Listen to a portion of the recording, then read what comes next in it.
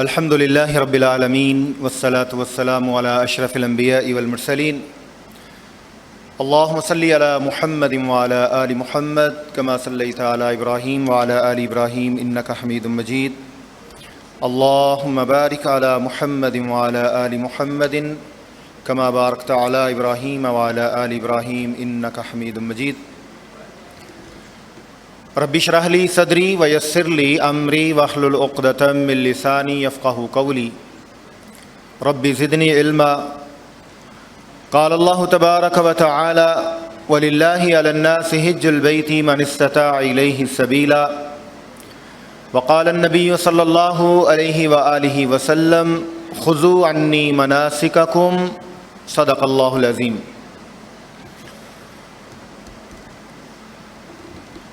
آپ لوگ انتہائی مبارک ہیں کہ جن کو رب تعالیٰ اپنے گھر کی حاضری اور زیارت نصیب فرما رہا ہے۔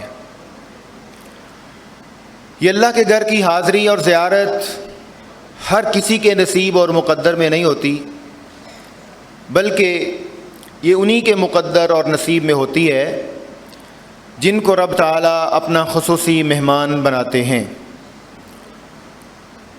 سیدنا ابراہیم علیہ السلام نے جب کعبۃ اللہ کو تعمیر کر لیا تو اللہ رب العزت نے ارشاد فرمایا وَأَذِّن فِي النَّاسِ بِالْحَجِّ، اے ہمارے خلیل آپ لوگوں کو حج کی منادی کر دیجئے، حج کی آواز دیجئے، لوگوں کو حج کے لیے بلائیے۔ تو سیدنا ابراہیم علیہ السلام نے رب تعالیٰ کی بارگاہ میں یہ التجا کی کہ اے اللہ اس وقت اس جگہ پر لوگ تو موجود نہیں ہیں، میں کن کو آواز دوں، کن کو ندا دوں؟ تو اللہ رب العزت نے ارشاد فرمایا اے خلیل آواز دینا تمہارا کام ہے، حج کے لیے پکارنا تمہارا کام ہے، اور اس پکار پر لبیک کہلوانا ہمارا کام ہے۔ تو جب سیدنا ابراہیم علیہ السلام نے اس وقت آج سے ہزاروں سال قبل اللہ کے گھر کو تعمیر کرنے کے بعد لوگوں میں آواز دی تھی کہ لوگوں اس گھر کے حج کے لیے آؤ، تو اس وقت سیدنا ابراہیم علیہ السلام نے اس وقت آواز دی تھی، اور ان کی آواز کے اوپر میں نے آپ نے جتنے بھی آپ لوگ جا رہے ہیں اور جتنے بھی قیامت تک جانے والے ہیں تمام نے ان کی آواز کے اوپر لبیک کہا تھا، لبیک اللہم لبیک لبیک لا شریک لک لبیک ان الحمد والنعمت لک والملک لا شریک لک۔ اللہ رب العزت نے حج کی اہمیت کو بیان فرمایا ہے، بلکہ فرض قرار دیا ہے۔ فرمایا وَلِلَّهِ عَلَى النَّاسِ حِجُّ الْبَيْتِ مَنِ اسْتَطَاعَ إِلَيْهِ سَبِيلًا، اور لوگوں کے اوپر واجب ہے کہ وہ اللہ کے گھر کا حج کریں جو بھی اس کی طرف جانے کی استطاعت رکھتا ہے۔ اور اللہ کے نبی صلی اللہ علیہ وآلہ وسلم نے فرمایا ان استطاعت الیہ سبیلا، یعنی اسلام کے جو 5 بنیادی ارکان ہیں ان میں سے ایک حج ہے، اگر انسان کے پاس استطاعت ہو، طاقت ہو۔ استطاعت کس کو کہا جاتا ہے؟ جانے کی صلاحیت، جانے کے سفر کے ساز و سامان، آپ کے پاس قوت، آپ کے پاس طاقت، آپ کے پاس اللہ رب العزت کی طرف سے دی ہوئی صحت و عافیت، آپ کے پاس ساز و سامان موجود ہو، سفر کے سامان موجود ہو، تو آپ کے اوپر حج زندگی میں ایک مرتبہ فرض اور واجب ہو جاتا ہے۔ آپ جس سفر پر جا رہے ہیں، آپ جس سفر پر جا رہے ہیں یہ ایک مبارک سفر ہے جس میں قدم قدم پر آزمائشیں بھی آتی ہیں اور قدم قدم پر اللہ تعالیٰ کی رحمتیں بھی نازل ہوتی ہیں۔ ہمارا جو ازلی دشمن شیطان ہے، ابلیس جس کو کہا جاتا ہے، اس کی کوشش یہ ہوتی ہے، ہر دم کوشش ہوتی ہے کہ جتنے بھی انسان ہیں ان کی عبادات کو خراب کیا جائے، ان کی عبادات کو خراب کیا جائے، ناقص کیا جائے، ان کے اندر ایسے ایسے وسوسے ڈالے جائیں جن کی وجہ سے ان کی عبادات کے اندر خرابی پیدا ہو۔ تو اس لیے وہ بار بار آپ کو ڈسٹرب کرے گا، بار بار آپ کو تنگ کرے گا، بار بار آپ کے راستے میں رکاوٹیں پیدا کرنے کی کوشش کرے گا۔ تو آپ جس مبارک سفر پر جا رہے ہیں ذہنی طور پر آپ نے ابھی سے اپنے آپ کو پریپیئر کرنا ہے، تیار کرنا ہے کہ شیطان اس معاملے میں، اس راستے میں بار بار آئے گا اور بار بار آ کر ہماری حج جیسی مقدس عبادت جو ہے اس کو خراب کرنے کی کوشش کرے گا۔ وہ مختلف ہیلوں اور بہانوں سے آپ کو آپ کے معاملات کے اندر رخنہ اندازی کرنے کی کوشش کرے گا۔ تو اس لیے قدم قدم پر آزمائشیں بھی آئیں گی۔ کبھی بالکل پلین سب یس تھا، جہاز بھی تیار تھا، معمولی سی تاخیر ہوئی اور حاجیوں نے فوراً جو ہے وہ کہنا شروع کر دیا کہ یہ کیا ہو گیا، یہ کیوں لیٹ ہوئے۔ بھائی جب آپ نے نیت کر لی ہے، جب آپ نے احرام باندھ لیا ہے، تو اس کے بعد اپنے آپ کو اللہ کے سپرد کر دیجئے۔ اس کے بعد آپ اللہ تعالیٰ کے سپرد کر دیجئے۔ آپ جس رب کے مہمان بننے جا رہے ہیں وہ رب تعالیٰ قدم قدم پر آپ کے لیے رحمتوں کے دروازوں کو بھی کھولے گا۔ آزمائشیں آئیں گی، آزمائشیں جو آئیں گی، مسائل آئیں گے، وہ کبھی ٹریول ایجنٹس کی طرف سے بعض دفعہ کچھ معمولی سی کمی کوتاہی کی وجہ سے، اور کبھی بعض دفعہ انتظامی معاملات کو مینج کرنے کی وجہ سے۔ اس لیے آپ نے اپنے آپ کو ابھی سے تیار کرنا ہے، سفر کی آزمائشوں کو صبر و تحمل سے برداشت کرنا ہے، اللہ کی رحمت کو محسوس کرنا ہے اور دوسروں کی غلطیوں سے صرف نظر کرنا ہے تاکہ آپ کا یہ مبارک سفر آسان ہو۔ اگر دنیا میں بعض دفعہ کسی ملک کا پرائم منسٹر اپنے گھر دعوت پر بلائے تو ہماری کیفیات کیا ہوتی ہیں؟ اگر کوئی صدر مملکت بلائے، ہم پروٹوکول کے ساتھ جاتے ہیں، اہتمام کے ساتھ جاتے ہیں، عمدہ لباس پہنتے ہیں، لیکن یہ آپ رب کے مہمان بننے جا رہے ہیں۔ رب تعالیٰ پوری دنیا کے جتنے بھی شاہ و گدا ہیں، جتنے بھی امیر و فقیر ہیں، سب کو ایک ہی لباس میں دیکھنا چاہتا ہے، ایک ہی ترانہ سننا چاہتا ہے، ایک ہی جگہ کی طرف موو کروانا چاہتا ہے اور تمام لوگوں کو اسی فقیرانہ حالت میں دیکھنا چاہتا ہے۔ اگر دنیا کا کوئی پرائم منسٹر اپنے گھر دعوت پر بلائے تو ہم کیسے ادب اور احترام سے جاتے ہیں، اس کے آداب شاہی کا خیال رکھتے ہیں، خود تکلیف ہی کیوں نہ اٹھانی پڑے۔ اور آج آپ جس عظیم ہستی کے مہمان بننے جا رہے ہیں وہ اس کائنات کا ایسا خالق و مالک ہے کہ جس سے ساری دنیا کے سارے انسان اپنی اپنی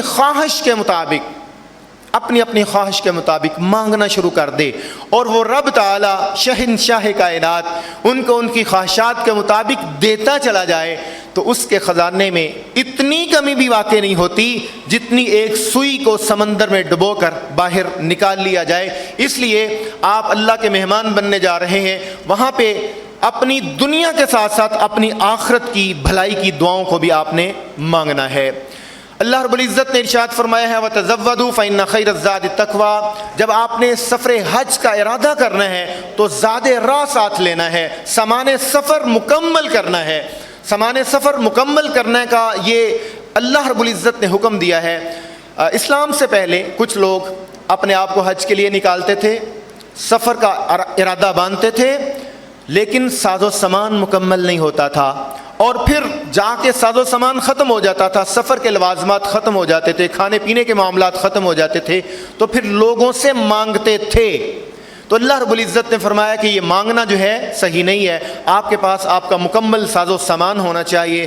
حج کے سفر میں اپنا زاد راہ ساتھ رکھو، اور تقوی بہترین زاد راہ ہے۔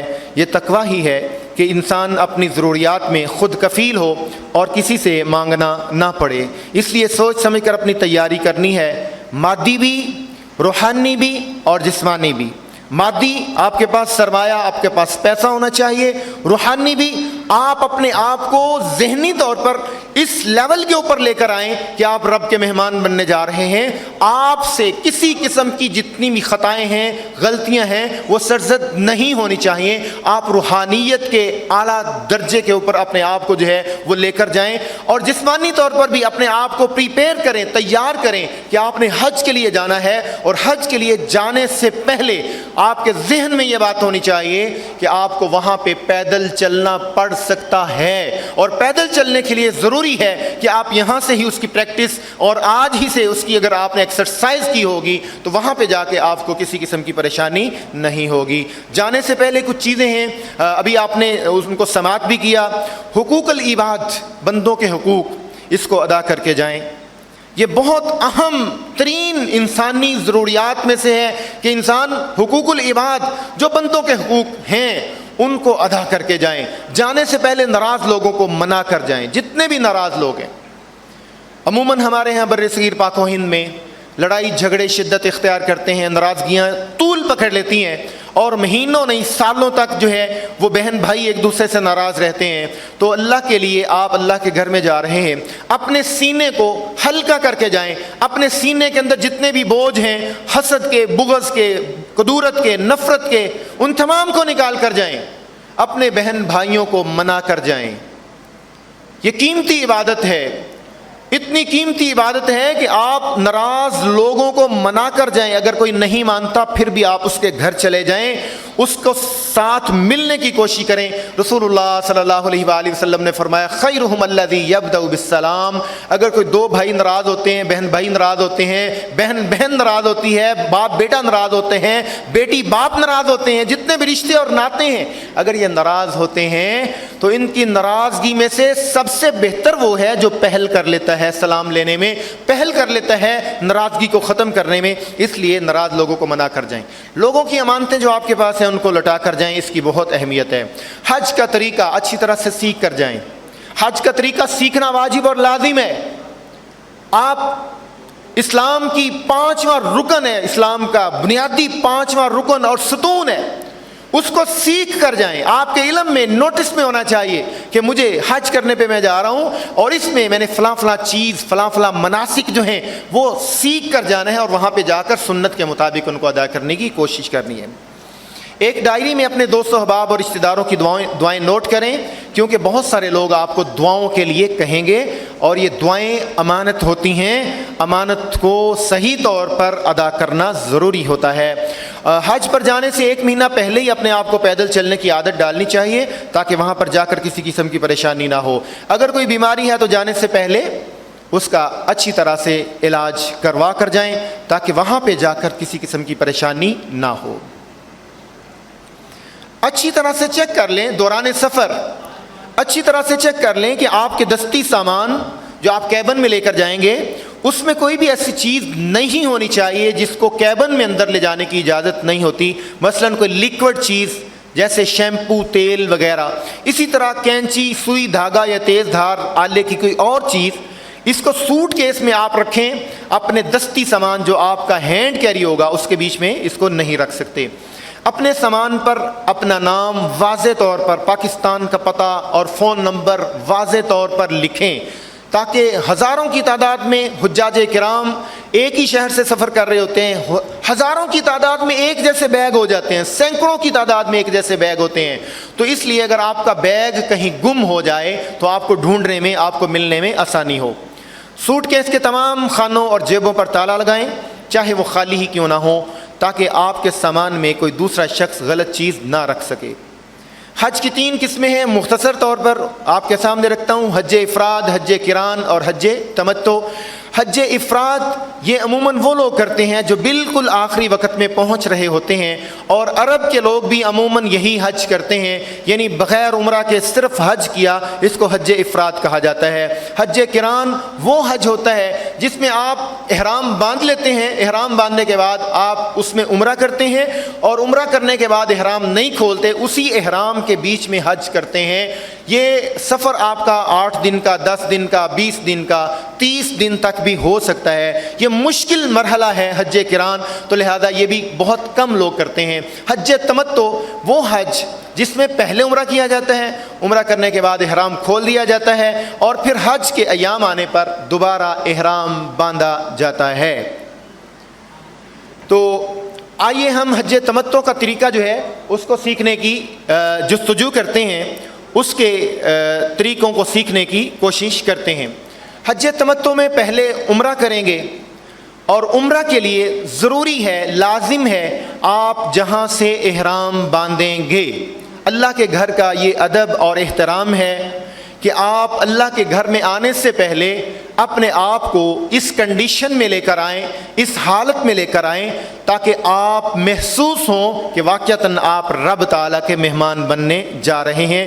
رسول اللہ صلی اللہ علیہ وآلہ وسلم نے مکہ کے اندر داخل ہونے سے پہلے کچھ میقات مقرر فرمائے ہیں، اور میقات جو ہیں یہ مدینہ والوں کے لیے ذوالحلیفہ ہے، راستے میں مدینہ سے مکہ کے راستے میں آتا ہے، شام والوں کے لیے جحفہ ہے، اس کو آج کل رابغ بھی کہا جاتا ہے، نجد والوں کے لیے قرن المنازل ہے جس کو سیل کبیر بھی کہا جاتا ہے، اور یمن والوں کے لیے یلملم ہے جس کو سعدیہ بھی کہا جاتا ہے، اور بر صغیر پاک و ہند کے جتنے بھی حجاج کرام ہیں وہ یلملم کے اوپر سے ہو کر گزرتے ہیں، یعنی یمن کے اوپر سے ہمارا ہوائی سفر جو ہے وہ سعودی عربیہ کے ساتھ کنیکٹ ہوتا ہے، اور اسی اعتبار سے آپ اپنا احرام جو ہے وہ ایئرپورٹ سے باندھیں گے، اور ایئرپورٹ سے باندھ کر آپ نیت کریں گے، اور جب آپ کا جہاز یلملم کے ابھی تھوڑا سا پیچھے ہوگا تو آپ کو ایئر ہوسٹس کے ذریعے سے یہ پیغام مل جائے گا کہ آپ کا میقات آنے والا ہے، اس میقات سے آپ نے اپنی نیت کا استحضار کرنا ہے، اور اس کے بعد آپ کے اوپر احرام کی پابندیاں جو ہیں وہ لازم اور واجب ہو جائیں گی۔ گھر سے یا میقات سے یا ایئرپورٹ سے احرام باندھنے سے پہلے لبیک عمرہ کے الفاظ جو ہیں وہ ادا کرنے ہیں۔ مرد کا احرام 2 بغیر سلی چادریں ہیں، جوتا ایسا ہونا چاہیے کہ جس میں ٹخنے کھلے ہوں، جوتا ایسا ہونا چاہیے کہ جس میں ٹخنے کھلے ہوں، اور حجاج کرام کے لیے یہ لازم اور واجب ہے کہ اللہ کے نبی صلی اللہ علیہ وآلہ وسلم کی سنت کو فالو کریں۔ دنیا کے اندر بہت سے طریقے مروج ہیں، لوگ کہیں گے کہ ایسے بھی ممکن ہے، ایسے بھی ممکن ہے، لیکن ہماری کوشش یہ ہونی چاہیے کہ ہم سنت کے مطابق اپنا حج جو ہے وہ اس کو ادا کرنے کی کوشش کریں۔ جوتا ایسا پہنیں جس میں ٹخنے ننگے ہوں۔ بعض علماء کرام یا حجاج کرام جو ہیں وہ اس بات کے اوپر تھوڑی سی سختی کرتے ہیں کہ آپ نے کینچی چپل پہننا ہے، تو کینچی چپل کی کوئی پابندی نہیں ہے، ہاں ایک مکتبہ فکر کے مطابق کینچی آپ کی ہڈی جو ہے وہ ننگی ہونی چاہیے، لیکن رسول اللہ صلی اللہ علیہ وآلہ وسلم کے ارشاد کے مطابق آپ کا ٹخنا ننگا ہونا چاہیے، آپ کا ٹخنا کھلا ہونا چاہیے۔ اور اگر اس کو پورے 27-28 لاکھ یا 30 لاکھ حجاج کرام کی مشکلات کے زاویے سے دیکھا جائے تو مینا کے اندر، عرفات کے اندر، مزدلفہ کے اندر اتنا رش ہوتا ہے، بعض دفعہ اگر آپ کینچی چپل پہنیں گے اور حاجی کے پاؤں کے اوپر دوسرے حاجی کا پاؤں اگر آ جائے تو آپ کی کینچی چپل جو ہے وہ ٹوٹ جاتی ہے، اور آپ کی اگر کینچی چپل مینا کے اندر جون کے مہینے میں اگر ٹوٹ جائے اور آپ کو وہاں پہ کوئی بازار نہیں ہے، وہاں پہ کوئی جوتا نہیں مل سکتا، تو آپ کے پاؤں کے اندر جو ہے وہ زخم آئیں گے، ورم آئیں گے، آپ کی تکلیف کے اندر اضافہ ہوگا۔ آپ سنت کا اہتمام کیجئے۔ سنت یہ ہے کہ آپ کا ٹخنا ننگا ہونا چاہیے اور آپ کا جوتا جو ہے وہ مضبوط ہونا چاہیے۔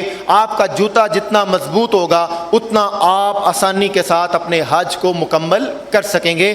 تو انگوٹھی، گھڑی، اینک، چھتری وغیرہ کا استعمال جائز ہے۔ احرام باندھنا کیسے ہے؟ 2 طرح سے اس کے طریقے ہیں، اور یہ تصاویر میں اس کی جو ہے آپ اس کو انڈرسٹینڈ کر سکتے ہیں۔ عموماً ہمارے ہاں دیہات میں جس طرح چادر باندھی جاتی ہے اور اس کو دونوں طرف سے فولڈ کر لیا جاتا ہے، ایک طریقہ یہ ہے، اور دوسرا طریقہ یہ ہے کہ پوری چادر کو راؤنڈ کر لیا جائے اور راؤنڈ کرنے کے بعد اس کو اوپر سے فولڈ کر لیا جائے۔ تو اس طرح سے مرد کا احرام جو ہے اس طرح سے آپ اس کو انڈرسٹینڈ کر سکتے ہیں۔ عورت کا احرام کیا ہے؟ عورت کا احرام اس کے عام باپردہ ساتر کپڑے ہیں۔ عورتوں کے بال بالکل نظر نہیں آنے چاہیے۔ جو عورتیں خواتین اپنے بالوں کو کھلا رکھتی ہیں ان سے گزارش ہے کہ اپنے بالوں کو کھلا مت رکھیں۔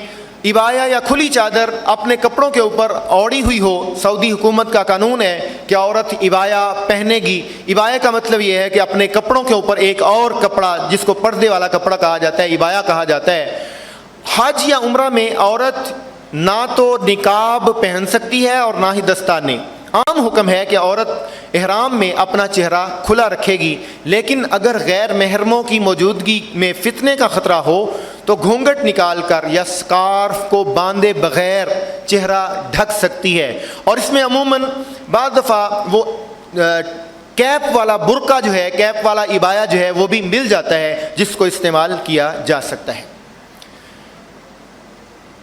کچھ احرام کی پابندیاں ہیں، جب آپ حالت سفر میں ہیں تو احرام کی پابندیوں کو ملحوظ رکھنا چاہیے۔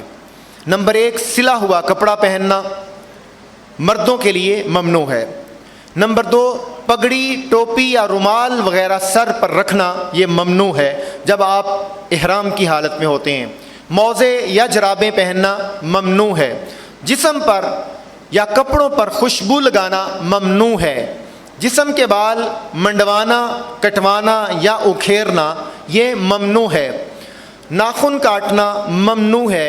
بیوی سے صحبت کرنا ممنوع ہے۔ نکاح کرانا یا اس کا پیغام بھیجنا ممنوع ہے۔ خشکی کا شکار کرنا یا شکار میں مدد دینا یہ بھی ممنوعات کے اندر شامل ہے۔ یہ مردوں کے لیے پابندیاں تھیں۔ اب کچھ پابندیاں ایسی ہیں جو خواتین کے لیے ہیں، یعنی عام طور پر وہی پابندیاں ہیں لیکن کچھ چیزوں کا بیچ میں فرق ہے۔ جسم یا کپڑوں پر خوشبو لگانا، ہاتھوں پر دستانے پہننا منع ہے۔ موزے یا جرابیں پہننا ممنوع ہے۔ بلا ضرورت نقاب اوڑھنا ممنوع ہے۔ جسم کے بال منڈوانا، کٹوانا یا اکھیرنا ممنوع ہے۔ ناخن کاٹنا ممنوع ہے اور خاوند سے صحبت کرنا یہ بھی ممنوع ہے۔ نکاح کرانا یا اس کا پیغام بھیجنا ممنوعات کے اندر شامل ہے۔ خشکی کا شکار کرنا یا شکار میں مدد دینا یہ بھی ممنوعات کے اندر شامل ہے۔ ان پابندیوں کے ساتھ ساتھ اللہ رب العزت نے 3 اور بڑی پابندیاں لگائی ہیں۔ وہ 3 پابندیاں کیا ہیں؟ اللہ رب العزت سورہ البقرہ میں ارشاد فرماتے ہیں فَمَنْ فَرَضَ فِيهِنَّ الْحَجَّ فَلَا رَفَثَ وَلَا فُسُوقَ وَلَا جِدَالَ فِي الْحَجِّ، جس نے حج کا احرام باندھ لیا اور حج کا ارادہ کر لیا، اپنے اوپر حج کو فرض کر لیا، تو اس کے اوپر 3 پابندیاں، میجر 3 پابندیاں ہیں۔ وہ 3 میجر پابندیاں کیا ہیں؟ فلا رفث، رفث نہیں کرنا۔ رفث کہتے ہیں بےہودگی کو، بے حیائی کو، فحاشی اور عریانی کو، بے لباسی کو، یعنی فحاشی عریانی کی جتنی بھی کیفیات ہیں ان تمام کو رفث کے اندر شامل کیا جا سکتا ہے۔ یعنی جس انسان نے سفر حج کا ارادہ کر لیا اس کے لیے لازم اور ضروری ہے کہ وہ رفث نہیں کرے گا، وہ بے حیائی کی باتوں کو اپنے ذہن کے اندر، اپنے دماغ کے اندر، اپنی نظر کے اندر نہیں لے کر آئے گا۔ ولا فسوقا، دوسری جنرل پابندی جو اس کے اوپر ہے وہ ہے فسق و فجور۔ فسق و فجور، گناہ والی باتیں، گناہ والے کلمات، گناہ والی ایسی باتیں جن کی وجہ سے انسان فسق و فجور کے اندر مبتلا ہوتا ہے، گناہوں کے اندر مبتلا ہوتا ہے، اللہ رب العزت نے فرمایا کہ وہ بھی نہیں کرے گا۔ اور تیسری چیز رب تعالیٰ نے ارشاد فرمایا ولا جدال، حج کا آپ نے احرام باندھ لیا ہے، سفر کا آغاز کر لیا ہے تو اس میں جدال نہیں کرنا، لڑائی جھگڑا نہیں کرنا، اس میں لوگوں کو نیچے نہیں گرانا، کسی کو کوہنی نہیں مارنی، کسی کو کھینچ کے پیچھے نہیں پھینکنا۔ یہ 3 لازم پابندیاں ہیں جو ہر حاجی کے لیے لازم ہے۔ فلا رفث، یعنی رفث نہیں کرنا، بےہودگی نہیں کرنی، بے حیائی نہیں کرنی، اور بے حیائی کا تعلق دل، زبان اور اس کی آنکھوں کے ساتھ ہے۔ اسی طرح ولا فسوقا، فسق و فجور والی باتیں، گناہ والی باتیں، گناہوں کی لذت کے اندر جو اضافہ کرنے والی باتیں وہ نہیں کرنی، اور ولا جدالا، جنگ و جدال نہیں کرنی۔ ہم نے دیکھا ہے حجر اسود کو بوسہ دینے کے لیے لوگ ایک دوسرے کے اوپر چڑھ رہے ہوتے ہیں، ایک دوسرے کو پیچھے کھینچ رہے ہوتے ہیں، احرام بعض دفعہ کھل رہا ہوتا ہے، انسان کا سطر کھل جاتا ہے۔ اللہ تعالیٰ معاف فرمائے، لوگوں کو علم نہیں ہوتا، اس وجہ سے یہ نیکی کرتے کرتے بعض دفعہ حجاج کرام جو ہیں وہ گناہ کے معاملات کے اندر ملوث ہوتے ہیں۔ تو یہ 3 میجر پابندیاں جو ہیں ان کا ملحوظ رکھنا آپ کے لیے واجب اور لازم ہے۔ حالت احرام میں کچھ جائز چیزیں ہیں جن کا انسان کو اندازہ ہونا چاہیے۔ حالت احرام میں غسل کر سکتا ہے۔ آپ جس موسم میں حج کرنے کے لیے جا رہے ہیں یہ انتہائی تمازت والا، گرمی والا، شدت کی گرمی والا موسم ہے۔ جون کی 16، 15، 16، 17 تاریخ کو آپ جو ہے وہ میدان مینا، عرفات، مزدلفہ ادھر گھوم رہے ہوں گے اور یہ تمازت کے سخت ترین دن ہیں۔ اگر وہاں پہ آپ کی حالت ایسی بن رہی ہے تو انسان غسل کر سکتا ہے، لیکن اس کے لیے ضروری ہے کہ غسل جو ہے اس میں آپ نے جو صابن استعمال کرنا ہے وہ خوشبو والا نہ ہو۔ آپ پانی کے ساتھ غسل کر سکتے ہیں، سادہ پانی کے ساتھ کر سکتے ہیں، کوئی حرج والی بات نہیں ہے۔ احرام کی چادریں بوقت ضرورت دھو سکتا ہے یا بدل سکتا ہے، اور ایک اضافی احرام اور ایک اضافی عبایا عورتوں کے پاس بھی ہونا چاہیے۔ مرد کا اگر احرام کسی وجہ سے آلودہ ہوتا ہے، غلاظت والا ہو جاتا ہے، کوئی چیز اس کے اوپر گندگی لگ جاتی ہے، تو کم از کم اس کو وہ تبدیل کر سکے، اس کو وہ چینج کر سکے یا اس کو دھو سکے۔ دھو بھی سکتا ہے، اگر کوئی ایسی چیز احرام کے اوپر لگ گئی ہے اس کو دھو سکتا ہے، بدل سکتا ہے۔ کچھ لوگ سمجھتے ہیں کہ شاید اگر آپ نے احرام باندھ لیا تو اس کے بعد اس کو کھولنا ممنوع ہے۔ نہیں، وہ ممنوعات کے اندر اس کی اہمیت وہ نہیں ہے۔ آپ احرام کو بوقت ضرورت بدل بھی سکتے ہیں، دھو بھی سکتے ہیں، چینج بھی کر سکتے ہیں۔ اور اسی طرح آنکھوں میں علاج کے لیے سرما یا ڈراپس وغیرہ جو ہیں وہ ڈال سکتے ہیں۔ کوئی بھی بیماری کا علاج احرام کی حالت میں کروایا جا سکتا ہے، اور احرام کی حالت میں اگر آپ کے جسم کے بیچ میں سے کوئی فاسد مادہ نکلتا ہے، خون نکل آتا ہے، کسی وجہ سے کوئی چیز لگ جاتی ہے، تو اس سے احرام ٹوٹتا نہیں ہے، احرام ختم نہیں ہوتا۔ آپ اس کا علاج کروا سکتے ہیں، اس کو صاف کر سکتے ہیں، کوئی حرج والی بات نہیں ہے۔ ایسا تیل لگا سکتے ہیں جس میں خوشبو وغیرہ شامل نہ ہو۔ بعض لوگوں کے جسم کے اندر ارتعاش ہوتا ہے، تپش ہوتی ہے، خون کے اندر تمازت ہوتی ہے، تپش ہوتی ہے، وہ جب تک اپنے جسم کو کھجلائیں نہ، اپنے جسم کے اوپر ہاتھ نہ پھیریں، ان کو اتنی دیر تک سکون نہیں آتا۔ جسم یا سر کا کوئی حصہ کھجلا سکتا ہے۔ اب بہت سے اس کے اندر وہ ایلیمنٹس پیدا ہوتے ہیں، جی جسم کا حصہ کھجلائیں گے، خارش کریں گے تو بال ٹوٹ جائے گا۔ ایک ہے توڑنا اور ایک ہے خود بخود ٹوٹنا، ان دونوں میں فرق ہے اور اس کو سمجھنے کی ضرورت ہے۔ آپ نے خود نہیں توڑنا، آپ نے خود بال نہیں اکھیڑنے، لیکن اگر آپ کا بال خود بخود اکھڑ جاتا ہے، آپ کھجلاتے بھی نہیں ہیں، خود ہی آپ کا بال جو ہے آپ جا رہے ہیں اور ہوا پڑی، آپ کا بال اکھڑ گیا، تو اس میں آپ کے اوپر کوئی دم نہیں ہے، آپ کے اوپر کوئی پابندی نہیں ہے، یہ خود بخود اکھڑ گیا۔ اسی طرح بعض لوگ حجر اسود کو کہتے ہیں جی وہ اس کے پاس چونکہ خوشبو لگی ہوتی ہے تو اس کو بوسہ دینے سے آپ کو بھی خوشبو لگ جائے گی، تو آپ نے خود خوشبو نہیں لگانی ہے۔ اگر خود بخود کوئی حاجی آپ کے پاس سے گزر رہا ہے جو خوشبو لگا کے، جس نے ہاتھ کو خوشبو لگایا ہوا ہے یا جس کے کپڑوں کو خوشبو لگا ہوا ہے، اور وہ آپ کے ساتھ ٹچ ہو جاتا ہے، آپ کے ساتھ کچھ خوشبو کا حصہ لگ جاتا ہے، اس میں کوئی حرج والی بات نہیں ہے۔ ایک ہے خود لگانا، ایک ہے خود بخود کسی سے لگ جانا، ان دونوں میں فرق ہے۔ خود بخود جو بال اکھڑ جائے، گر جائے، اس کے اندر کوئی دم نہیں ہے، کوئی قباحت نہیں ہے، اور جو جان بوجھ کر اکھیڑا جائے اس میں جو جان بوجھ کر اکھیڑا جائے اس میں دم ہے، اس کے اوپر جو ہے جرمانہ ہے۔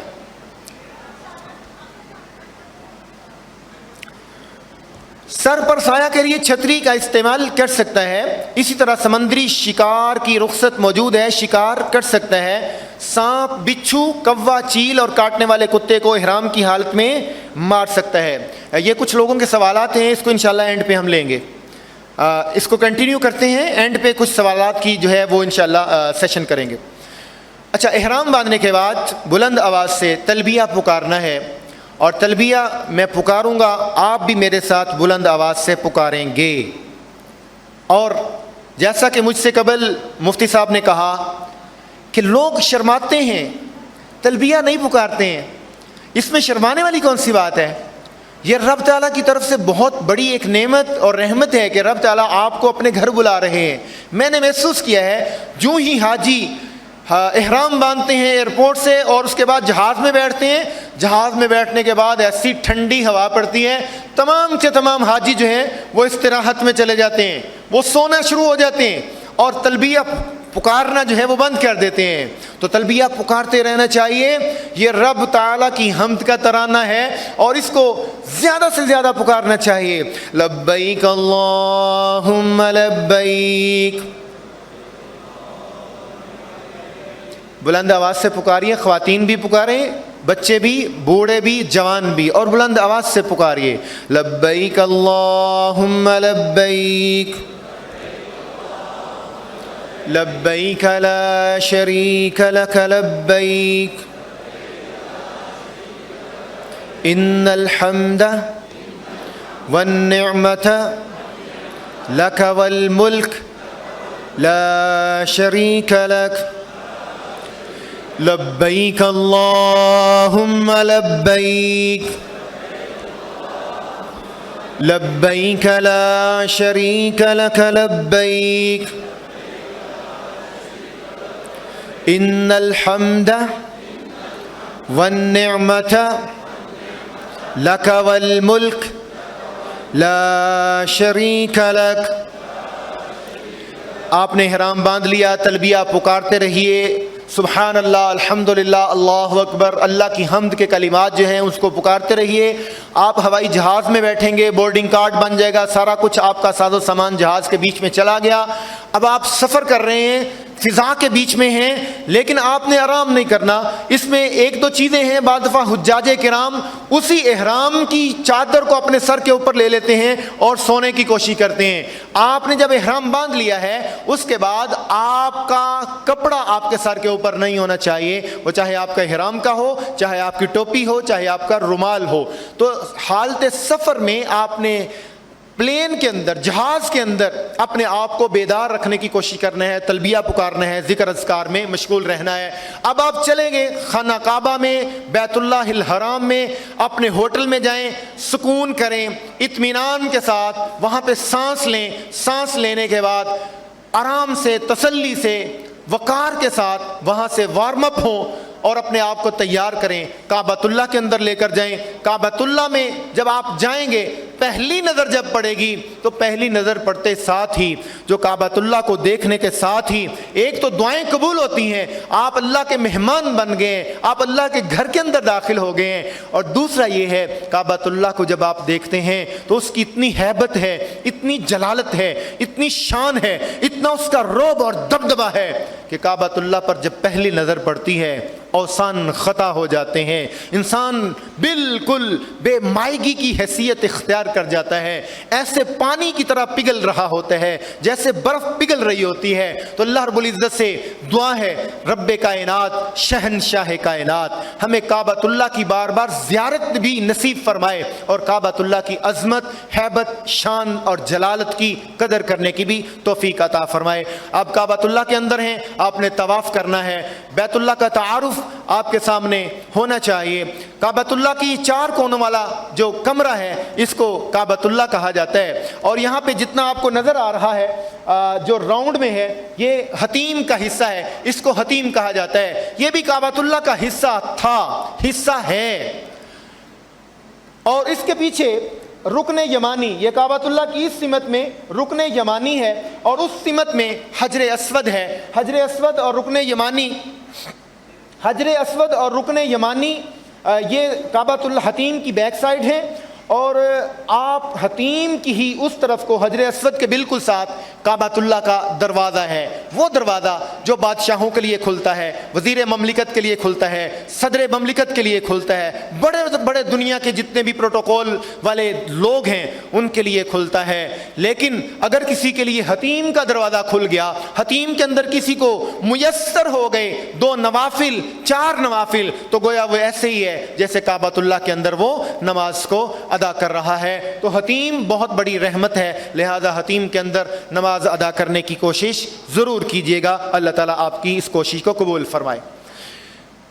طواف شروع کرنے سے پہلے حالت استوا میں آنا ہے۔ مردوں کو طواف شروع کرنے سے پہلے کندھوں والی چادر کا ایک حصہ دائیں کندھے کے نیچے سے نکال کر بائیں کندھے کے اوپر ڈال لینا چاہیے، جسے حج کی اصطلاح میں استوا کہا جاتا ہے، اور یہ طواف قدوم کے لیے لازم اور ضروری ہے۔ آپ کی دایاں کندھا جو ہے وہ ننگا ہونا چاہیے، لیکن جب آپ کے لیے دوران طواف نماز کا وقت ہو جائے گا، آپ نے یہ دائیں کندھے کو ننگا نہیں کرنا ہے، پھر اس کے اوپر آپ نے کپڑے کو رکھنا ہے، کیونکہ نماز کے لیے ضروری ہے آپ کی یہ دونوں کندھے جو ہیں اس کے اوپر کپڑا ہونا چاہیے، مردوں کے لیے لازم اور ضروری ہے۔ اور یہ طواف قدوم میں استوا جو ہے یہ آپ نے لازم کرنا ہے، یعنی دائیں کندھے کو ننگا کرنا ہے چادر کو نیچے سے نکال کر۔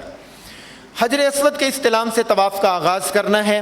استلام سے مراد حجر اسود کو بوسہ دینا، اس پر ماتھا رکھنا، ہاتھ سے چھو کر ہاتھ کو بوسہ دینا، تیسری آپشن۔ چوتھی آپشن، یا پھر رش کی وجہ سے قریب نہیں جا سکتے تو دور سے دائیں ہاتھ سے اشارہ کرنا اور بسم اللہ اللہ اکبر، بسم اللہ واللہ اکبر دونوں طرح جائز ہے۔ یہ دونوں طرح سے آپ الفاظ کہہ سکتے ہیں۔ اگر دور سے اشارہ کیا ہے تو ہاتھ کو بوسہ نہیں دینا، ہاتھ کو بوسہ نہیں دینا۔ آپ کو سنت کا علم ہونا چاہیے۔ وہاں پہ بے شمار پوری دنیا کے رنگ، پوری دنیا کی نسلیں آتی ہیں، پوری دنیا کے مختلف لوگ آتے ہیں، ہر لوگوں کے اپنے اپنے طور اور طریقے ہیں۔ کسی نے حج کا طریقہ نہیں سیکھا ہوتا، وہ اپنی طرف سے دیکھا دیکھی کر رہا ہوتا ہے، لیکن اگر آپ کو معلوم ہو حج کا طریقہ سنت یہ ہے اور سنت کے علاوہ کچھ خرافات ہیں، کچھ خود ساختہ بنائی ہوئی باتیں ہیں، اگر آپ کو معلوم ہو تو عبادات کا مزہ دوبالا ہو جاتا ہے۔ آپ کو کم از کم علم ہوتا ہے، علم کی بنیاد کے اوپر آپ کوئی عمل کر رہے ہوتے ہیں اور اس کا اجر اور ثواب زیادہ ہوتا ہے جو آپ دلیل کے ساتھ کر رہے ہوتے ہیں۔ اس کے اندر آپ کی اتھینٹسٹی ضروری ہوتی ہے اور آپ کی شرح صدر جو ہے وہ بھی ضروری ہوتی ہے۔ تو آپ کے سامنے یہ تصاویر موجود ہیں۔ پہلا وہ بھی درست طریقہ ہے، دوسرا بھی درست طریقہ ہے، تیسرا غلط طریقہ ہے۔ کچھ لوگ حجر اسود کے سامنے آ کے دونوں ہاتھوں سے اشارہ کر رہے ہوتے ہیں۔ دونوں ہاتھوں سے اشارہ نہیں کرنا بلکہ دائیں ہاتھ سے اشارہ کرنا ہے اور بسم اللہ واللہ اکبر کہنا ہے۔ کعبۃ اللہ آپ کے بائیں طرف ہوگا اور آپ لوگوں کی طرف جو ہے وہ موو کریں گے، جس طرف لوگ جو ہیں وہ جا رہے ہوں گے۔ گرین لائٹس جو ہیں حجر اسود کی بالکل پچھلی جانب، آپ جب برآمدوں کی طرف دیکھیں گے وہاں پہ گرین کلر کی ایک لائٹ ہوگی۔ آپ نے حجر اسود اور گرین لائٹ کے درمیان میں آ کے اپنے طواف کا آغاز جو ہے وہ کرنا ہے۔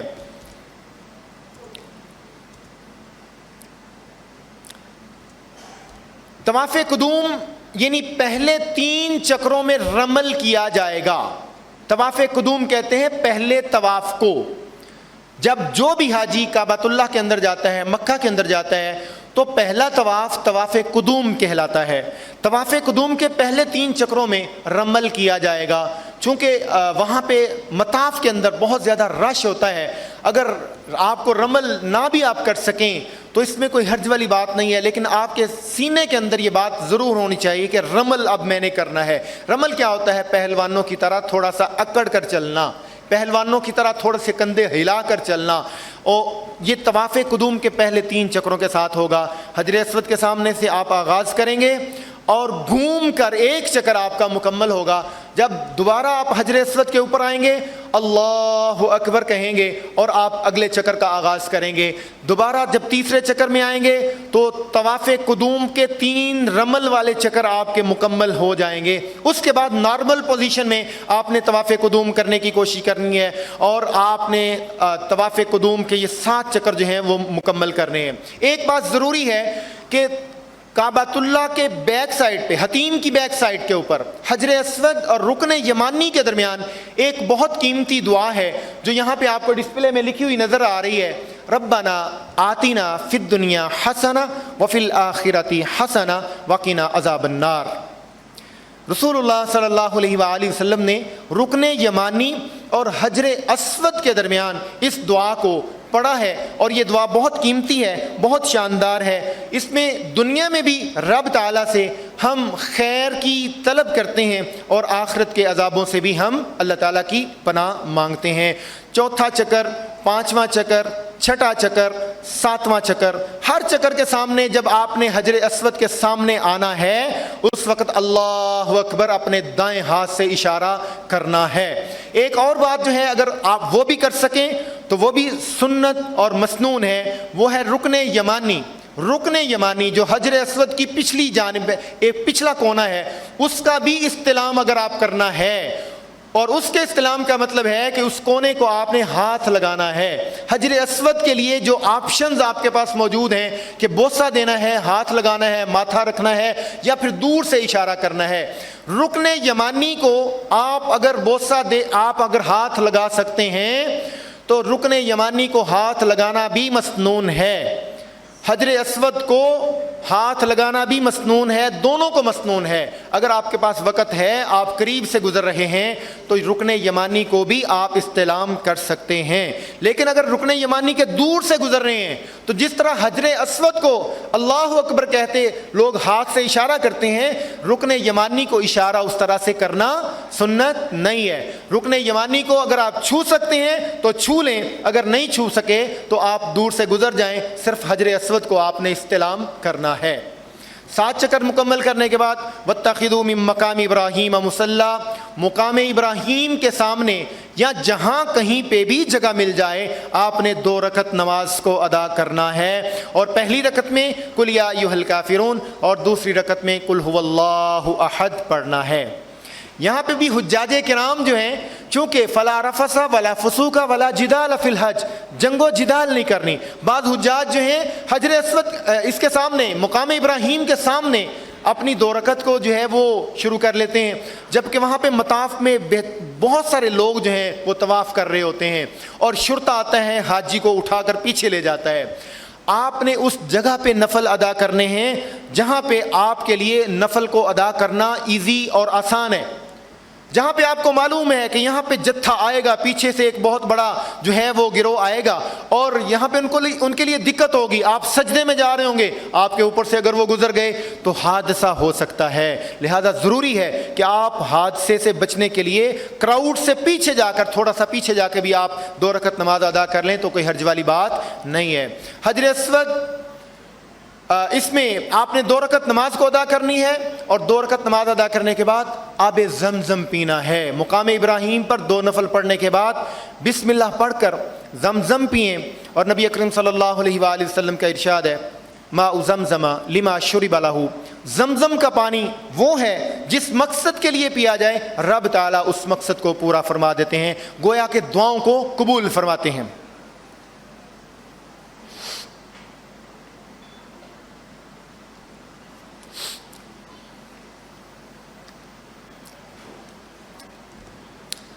تو زمزم جو ہے یہ بہت قیمتی نعمت ہے، اور یہ جو حج ہے یقین جانے یہ نام ہے مختلف وفاؤں کا، مختلف اداؤں کا اور مختلف دعاؤں کا.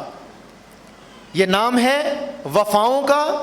جن لوگوں نے رب سے وفا کی، رب تعالیٰ نے ان کو امر کر دیا، ان کو رہتی دنیا تک اللہ رب العزت نے سرخرو بھی کر دیا، دنیا کے اندر مقام بھی دے دیا، اور اللہ رب العزت نے ان کے نام کو بھی بلند کر دیا. لیکن اس کے لیے پہلے قربانی دینا پڑتی ہے، پہلے وفا کو پورا کرنا پڑتا ہے، اداؤں کو ملحوظ رکھنا پڑتا ہے، اور دعائیں پھر مانگی جاتی ہیں، پھر رب تعالیٰ دعاؤں کو بھی قبول فرماتے ہیں.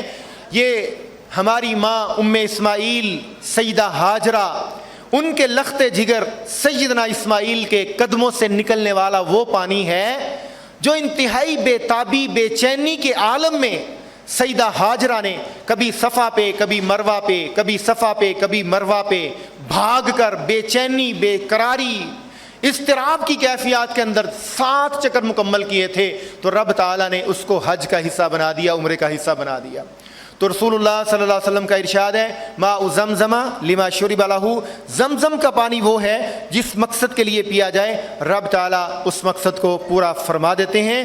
زمزم پینے کے بعد ملتزم سے چمٹ کر دعا مانگنا مستحب ہے.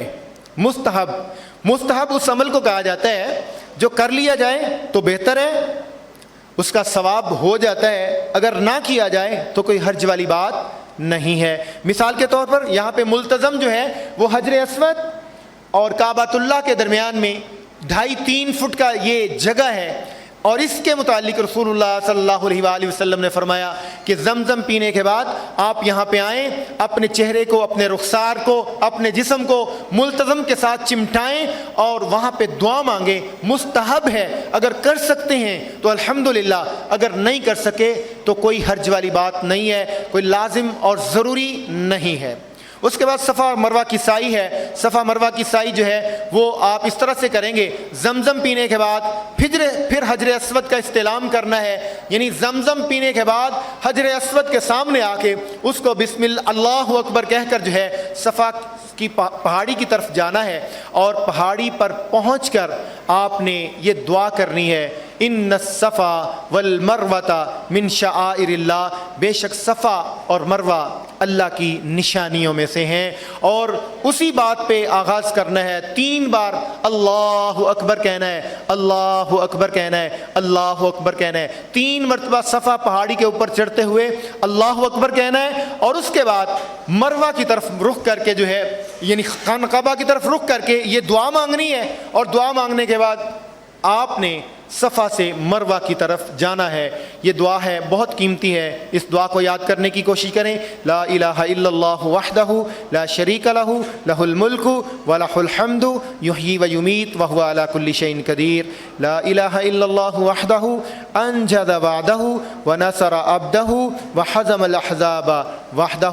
خانہ کعبہ کی طرف رخ کر کے 3 مرتبہ یہ کلمات ادا کرنے ہیں, اور پھر مروہ کی طرف جانا ہے. صفا سے لے کر مروہ تک 1 چکر شمار ہوگا, اور راستے میں جب آپ صفا سے مروہ کی طرف جائیں گے تو راستے میں آپ کی چھت کی طرف جو ہے ستونوں کے ساتھ سبز رنگ کی لائٹیں لگی ہوں گی, اور ان لائٹوں کے بیچ میں سے مرد حضرات تیز قدموں کے ساتھ گزریں گے, دوڑ کر گزریں گے, اور عورتیں اس سے مستثنا ہیں. عورتیں اپنی معمول کی چال چلیں گی, اور یہاں سے گزر کر آپ نے مروہ پر جانا ہے, اور مروہ سے واپس صفا کے اوپر آنا ہے. دوبارہ مروہ کی طرف جانا ہے, صفا کی طرف آنا ہے, مروہ کی طرف جانا ہے, صفا کی طرف آنا ہے, اور پھر مروہ کی طرف جانا ہے. صفا سے شروع ہو کر یہ مروہ پر آپ کے 7 چکر مکمل ہو جائیں گے. بعض حجاج کرام کو معلوم نہیں ہوتا, علم نہیں ہوتا, وہ بھی کعبۃ اللہ کی طرح 7 چکر پورے کرتے ہیں, اور ان 7 چکروں کو کعبۃ اللہ کی طرح پورا کرنے کا مطلب ہے یہ 14 چکر آپ کے ہو گئے, لیکن علم نہیں ہوتا. اس لیے بعض حجاج کرام ان کو 14 چکروں میں مکمل کرتے ہیں, اور یہ جب 14 چکر مکمل کرتے ہیں تو 14 طبق اتنی دیر تک روشن ہو جاتے ہیں. اتنا لمبا سفر ہو جاتا ہے اور انسان تھک جاتا ہے. تو رب تعالیٰ نے جتنے فرض کیے ہیں اتنے ہی ادا کرنے کی کوشش کریں, اور اس کو ہی سنت کے مطابق کرنے کی کوشش کریں. صفا سے شروع ہوگا, اور مروہ پہ آپ کا یہ صفا مروہ کی سعی جو ہے وہ مکمل ہوگی. اور سعی کرنے کے بعد مرد حضرات پورے سر کے بال منڈوائیں یا کتروائیں, دونوں طرح جائز ہیں. سر کے بال منڈوائے بھی جا سکتے ہیں, کتروائے بھی جا سکتے ہیں. اگر ٹنڈ کروانی ہے تو پورے سر کی ٹنڈ کروائیں گے, اور اگر بال کٹوانے ہیں پورے بالوں کو کٹوانا ہوگا. ایسے نہیں ہے کہ آپ تھوڑی سی جگہ سے اپنے بالوں کو کٹوا لیں اور کہیں کہ آپ کا فرض ادا ہو گیا. پورے بالوں کو ہلکے ہلکے انداز میں آپ نے کٹوانا ہے. خواتین اپنے تمام بالوں کے نیچے سے 1 انچ کے قریب حصہ جو ہے اس کو کاٹ لیں, تو الحمدللہ ہمارا یہ عمرے کا معاملہ جو ہے وہ مکمل ہوا, اور احرام کی پابندیاں آپ کے اوپر سے جو ہیں وہ ختم ہو گئیں. احرام کی پابندیاں آپ کے اوپر سے ختم ہو گئیں. اس اعتبار سے اگر آپ کا کوئی سوال ہو تو وہ لکھ کر مجھے بھیج دیں, میں انشاءاللہ العزیز اس کا جواب دوں گا. یہ ایک سوال آیا ہے,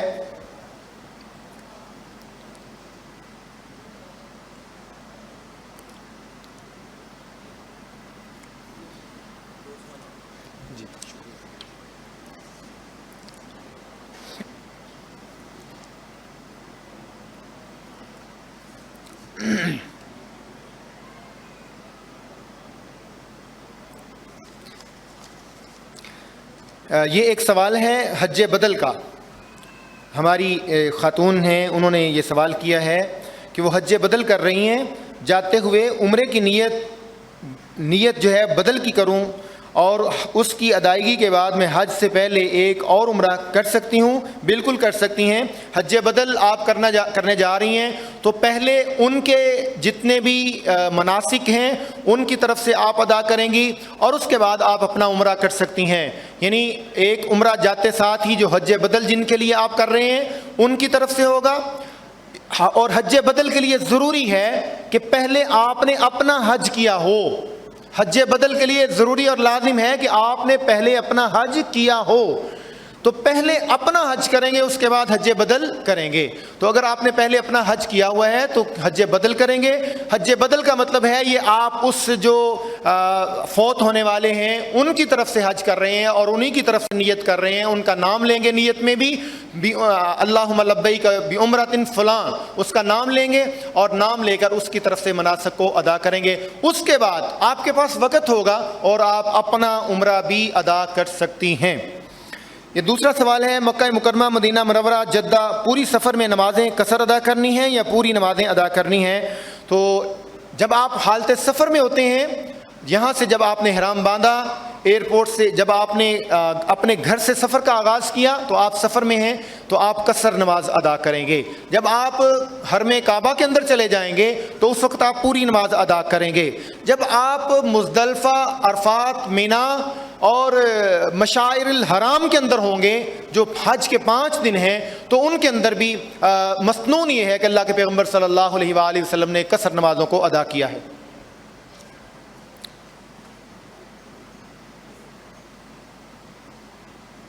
حج کران جو ہے وہ میں نے بتلا دیا ہے۔ پوچھا ہے کہ حج کران کا طریقہ، حج کران وہ ہوتا ہے جس میں عمرے کے ساتھ حج کو ملایا جائے، یعنی آپ نے عمرے کا احرام باندھا اور اسی احرام کو باندھ کر آپ نے عمرہ کر لیا، اور ابھی عمرہ حج کے دن آنے میں ابھی 5-6 دن ہیں، 8-10 دن ہیں، آپ نے احرام باندھا ہوا ہے، احرام کی پابندیاں آپ کے اوپر واجب اور لازم ہیں، اسی احرام کی حالت میں ہی آپ رہیں گے، چاہے آپ 10 دن ہیں، 20 دن ہیں، 15 دن ہیں، اسی احرام کی حالت میں آپ حج بھی ساتھ کریں گے۔ اس کو حج قران کہا جاتا ہے۔ احرام باندھنے سے پہلے آپ اپنے جسم کے تمام لوازمات کو، جسم کی ضروریات کو مکمل کریں گے، صفائی ستھرائی کے انتظام و انصرام کو پہلے پورا کریں گے۔ احرام باندھنے سے پہلے آپ خوشبو بھی لگا سکتے ہیں، نہا بھی سکتے ہیں، غسل بھی کر سکتے ہیں، اچھے صابن یوز کر سکتے ہیں، سب کچھ کر سکتے ہیں، لیکن جب آپ نے احرام کا آغاز کرنا ہے، اس کے احرام باندھنے کے بعد آپ کے اوپر احرام کی پابندیاں ہیں، اس کے بعد پہلے نہیں۔ احرام باندھنے سے پہلے آپ خوشبو بھی لگا سکتے ہیں، آپ غسل بھی اچھے طریقے سے کر سکتے ہیں، عمدہ جتنے بھی آپ کے لوازمات ہیں ان تمام لوازمات کو پورا کر سکتے ہیں۔ لیکن جو ہی آپ نے احرام باندھ لیا، احرام کی پابندیاں آپ کے اوپر شروع ہو گئیں، پھر آپ نے خوشبو والا تیل بھی استعمال نہیں کرنا، خوشبو والا صابن بھی استعمال نہیں کر سکتے، خوشبو لگا بھی نہیں سکتے، اور ناخن بھی نہیں کاٹ سکتے، بال بھی نہیں اکھیڑ سکتے، دیگر تمام چیزوں کو جو ہے وہ موقوف کرنا پڑے گا۔ کچھ سوالات ہیں ان کا تعلق اگلے سیشن کے ساتھ ہے، اس کو انشاءاللہ العزیز وہاں پہ ہم آپ کے سامنے رکھیں گے۔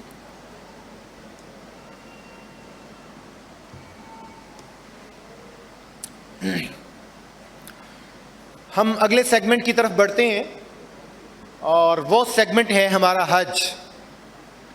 حج کا سیگمنٹ جو ہے وہ 8 تاریخ سے لے کر 12 تاریخ تک بھی مکمل ہو جاتا ہے اور 13 تاریخ میں بھی آپشن موجود ہوتی ہے، یعنی 5 دنوں میں بھی مکمل ہو سکتا ہے اور 6 دنوں میں بھی مکمل ہو سکتا ہے۔ جو 6 دنوں میں مکمل کرے وہ بہت ہی بہترین ہے، بہت ہی اعلیٰ ہے، لیکن اگر کوئی شارٹ کرنا چاہتا ہے تو وہ 5 دن میں مکمل کر سکتا ہے۔ 5 دن سے شارٹ حج مکمل نہیں ہو سکتا۔ ہاں، اس میں کچھ انتظامی معاملات کی وجہ سے اگر آپ نہیں پہنچ سکیں تو اس میں بھی کچھ آپشنز موجود ہوتی ہیں، لیکن جو مسنون طریقہ ہے، جو صحیح طریقہ ہے، وہ 5 دن ہے یا 6 دن ہے۔ تو آئیے اس کا ایک تصویری خاکہ جو ہے آپ کے ذہن نشین کرتے ہیں۔ مکہ مکرمہ سے مینا کی طرف ہم موو کریں گے اور مینا سے عرفات کی طرف، عرفات سے مزدلفہ کی طرف، مزدلفہ سے واپس مینا اور مینا سے واپس مکہ اور مکہ سے واپس مینا۔ 8 تاریخ سے لے کر 12 تاریخ تک یا 13 تاریخ تک ہم نے موو کرنا ہے مختلف جگہوں کے اوپر۔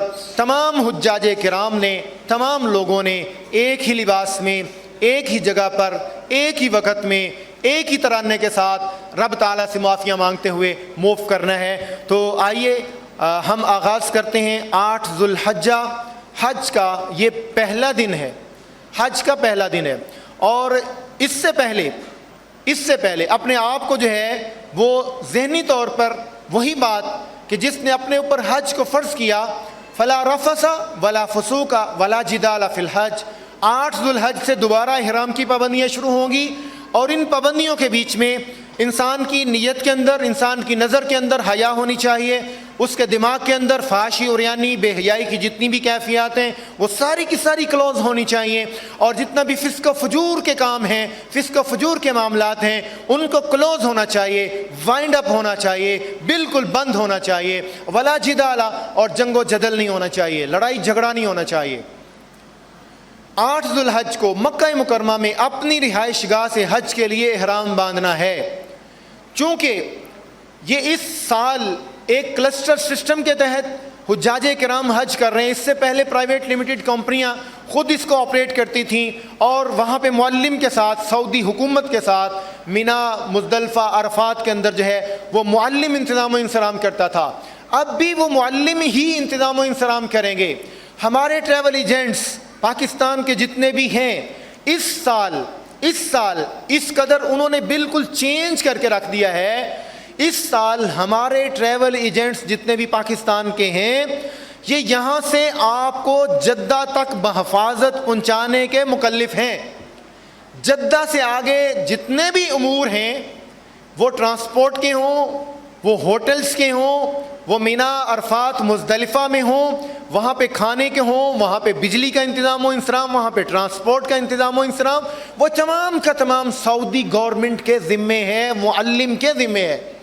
بعض دفعہ حجاج کرام جو ہیں وہ اپنے ٹریول ایجنٹ کے ساتھ جھگڑے پہ آ جاتے ہیں، لڑائی کرتے ہیں، پوچھتے ہیں، شدت اختیار کرتے ہیں۔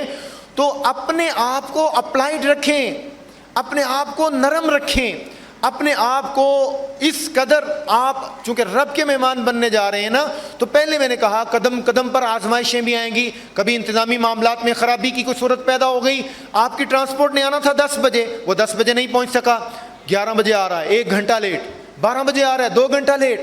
تو حاجیوں کو ہائپر نہیں ہونا چاہیے، حاجیوں کو غصے میں نہیں آنا چاہیے، حاجیوں کو صبر کرنا چاہیے، صبر کرنا چاہیے۔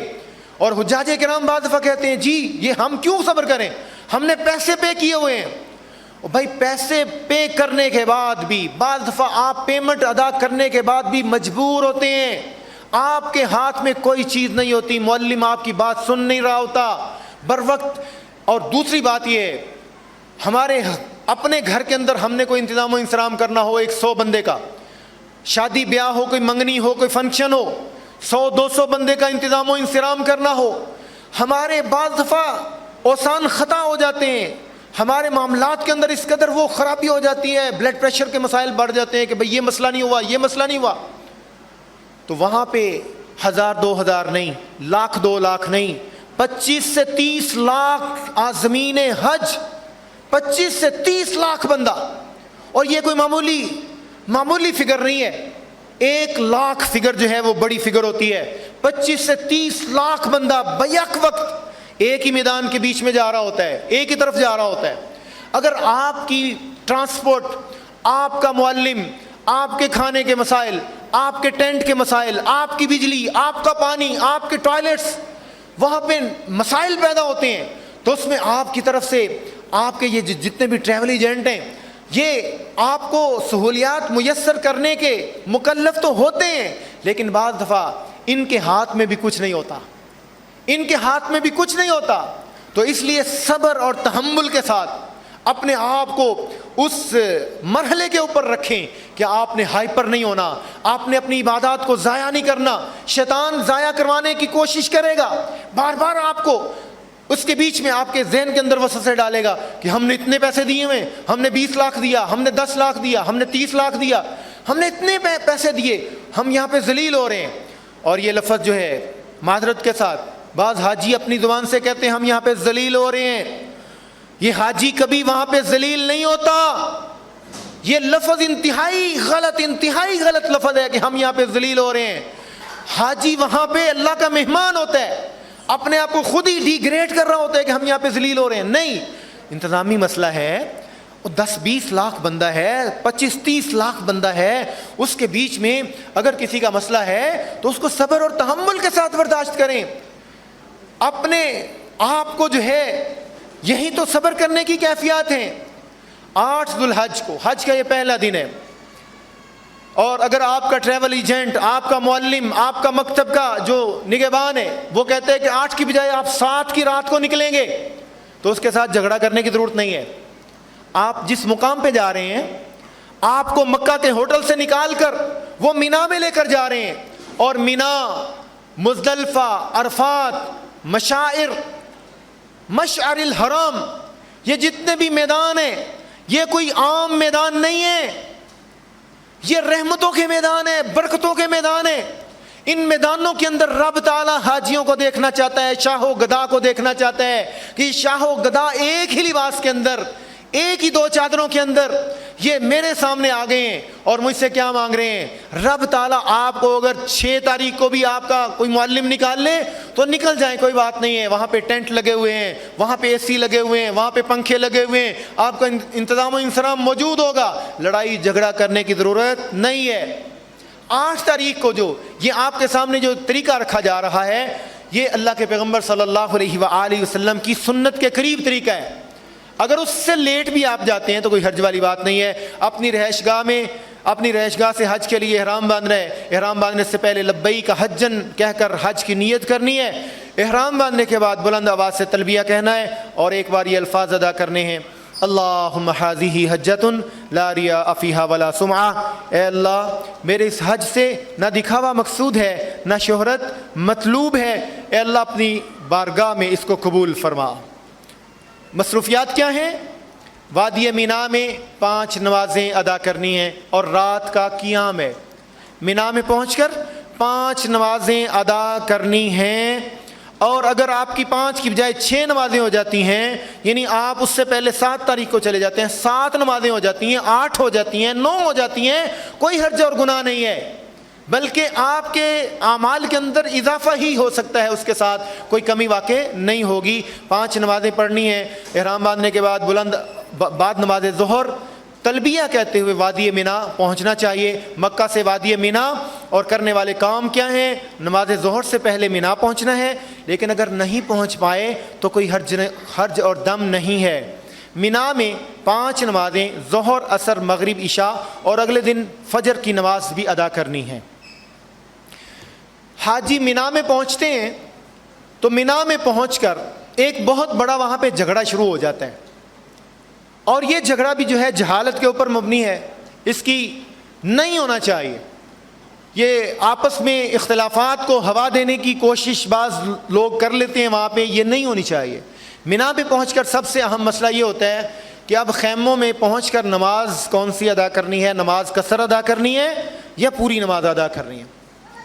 ایک مکتبہ فکر وہ کہتے ہیں جی پوری ادا کرنی ہے, دوسرا مکتبہ فکر کہتا ہے جی 2 رکعت ادا کرنی ہے, قصر ادا کرنی ہے. رسول اللہ صلی اللہ علیہ وآلہ وسلم نے مینا کے اندر نمازوں کو قصر ادا کیا ہے. 8 ذوالحج کو اپنے اپنے وقت پر نمازوں کو ادا کیا ہے.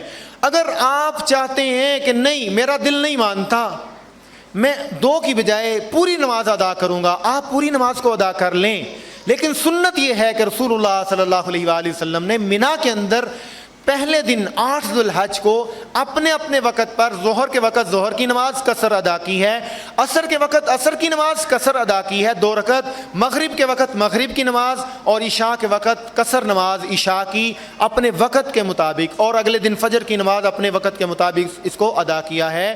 تو قصر اور اپنے اپنے وقت پر 8 تاریخ کو لڑائی جھگڑا کرنے کی ضرورت نہیں ہے. سنی مکتبہ فکر کے مطابق وہ کہتے ہیں جی 4 پڑھنی ہے, آپ مقیم ہیں آپ 4 پڑھ لیں, لیکن جھگڑنا نہیں ہے. لا جدال فی الحج, حج کے اندر جھگڑنا نہیں ہے, ایک دوسرے کے ساتھ مناظرے مناقشے نہیں ہیں, ایک دوسرے کو وہابی سنی کے تانے دینا نہیں ہے. آپ سنت کا اہتمام کرنے کی کوشش کریں, آپ کو سمجھ آتی ہے وہ کریں, نہیں سمجھ جو آتی جو آپ کو سمجھ آتی ہے آپ وہ کریں, لڑائی جھگڑے کی ضرورت نہیں ہے. اگلا دن آ گیا 9 ذوالحج, حج کا دوسرا دن ہے. اس دن مصروفیات کیا ہیں؟ وادی نمرہ میں جانا ہے, خطبہ حج سننے کی کوشش کرنی ہے, وقوف عرفات کرنا ہے, اور مزدلفہ میں پہنچنا ہے. حج کا یہ دوسرا دن ہے, 9 ذوالحج ہے. 9 ذوالحج حج کا دوسرا دن ہے. آپ نے طلوع آفتاب کے بعد یعنی سورج طلوع ہونے کے بعد تکبیر و تحلیل اور تلبیہ کہتے ہوئے مینا سے عرفات روانہ ہونا ہے۔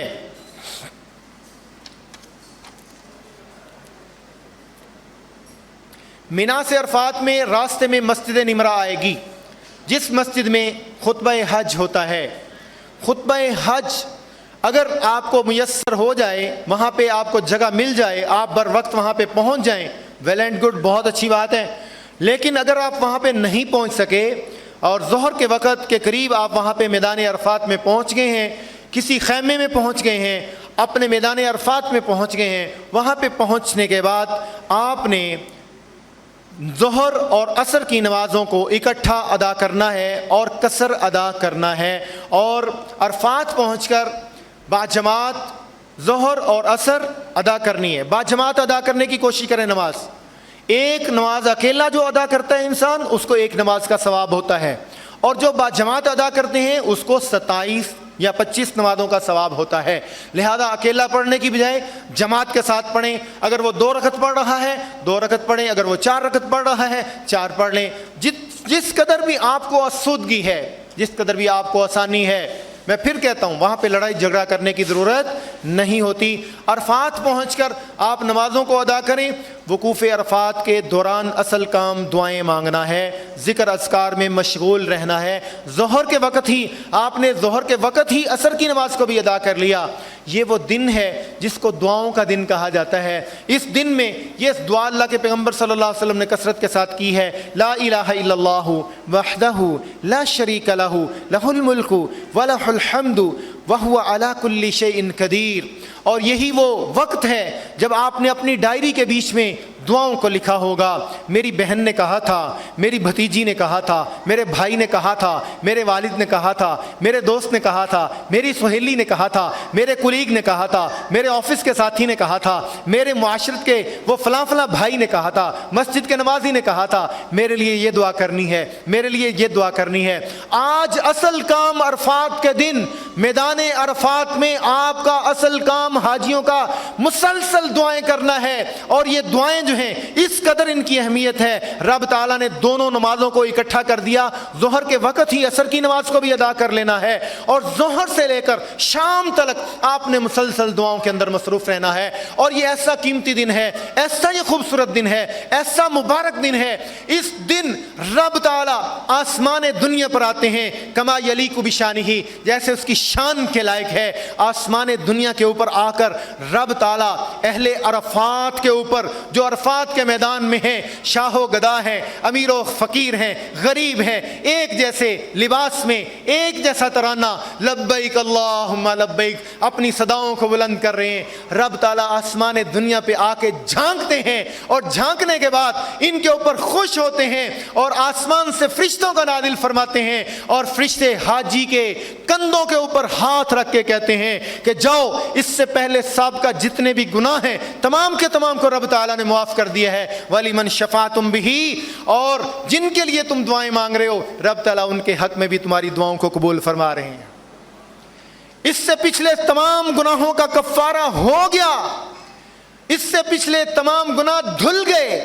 اب اگلی کیفیات جو ہیں، اگلے دنوں کی کیفیات جو ہیں اس کی فکر کرو۔ یہی وہ دن ہے جس کے متعلق پیارے مدنی کریم حضرت محمد رسول اللہ صلی اللہ علیہ وآلہ وسلم نے ارشاد فرمایا، رب تعالیٰ دنوں میں سب سے زیادہ لوگوں کو جہنم سے جو آزاد فرماتے ہیں وہ یوم عرفہ کا دن ہے، وہ یوم عرفہ کا دن ہے۔ انسانوں کی گردنوں کو رب تعالیٰ جہنم سے آزاد فرماتے ہیں۔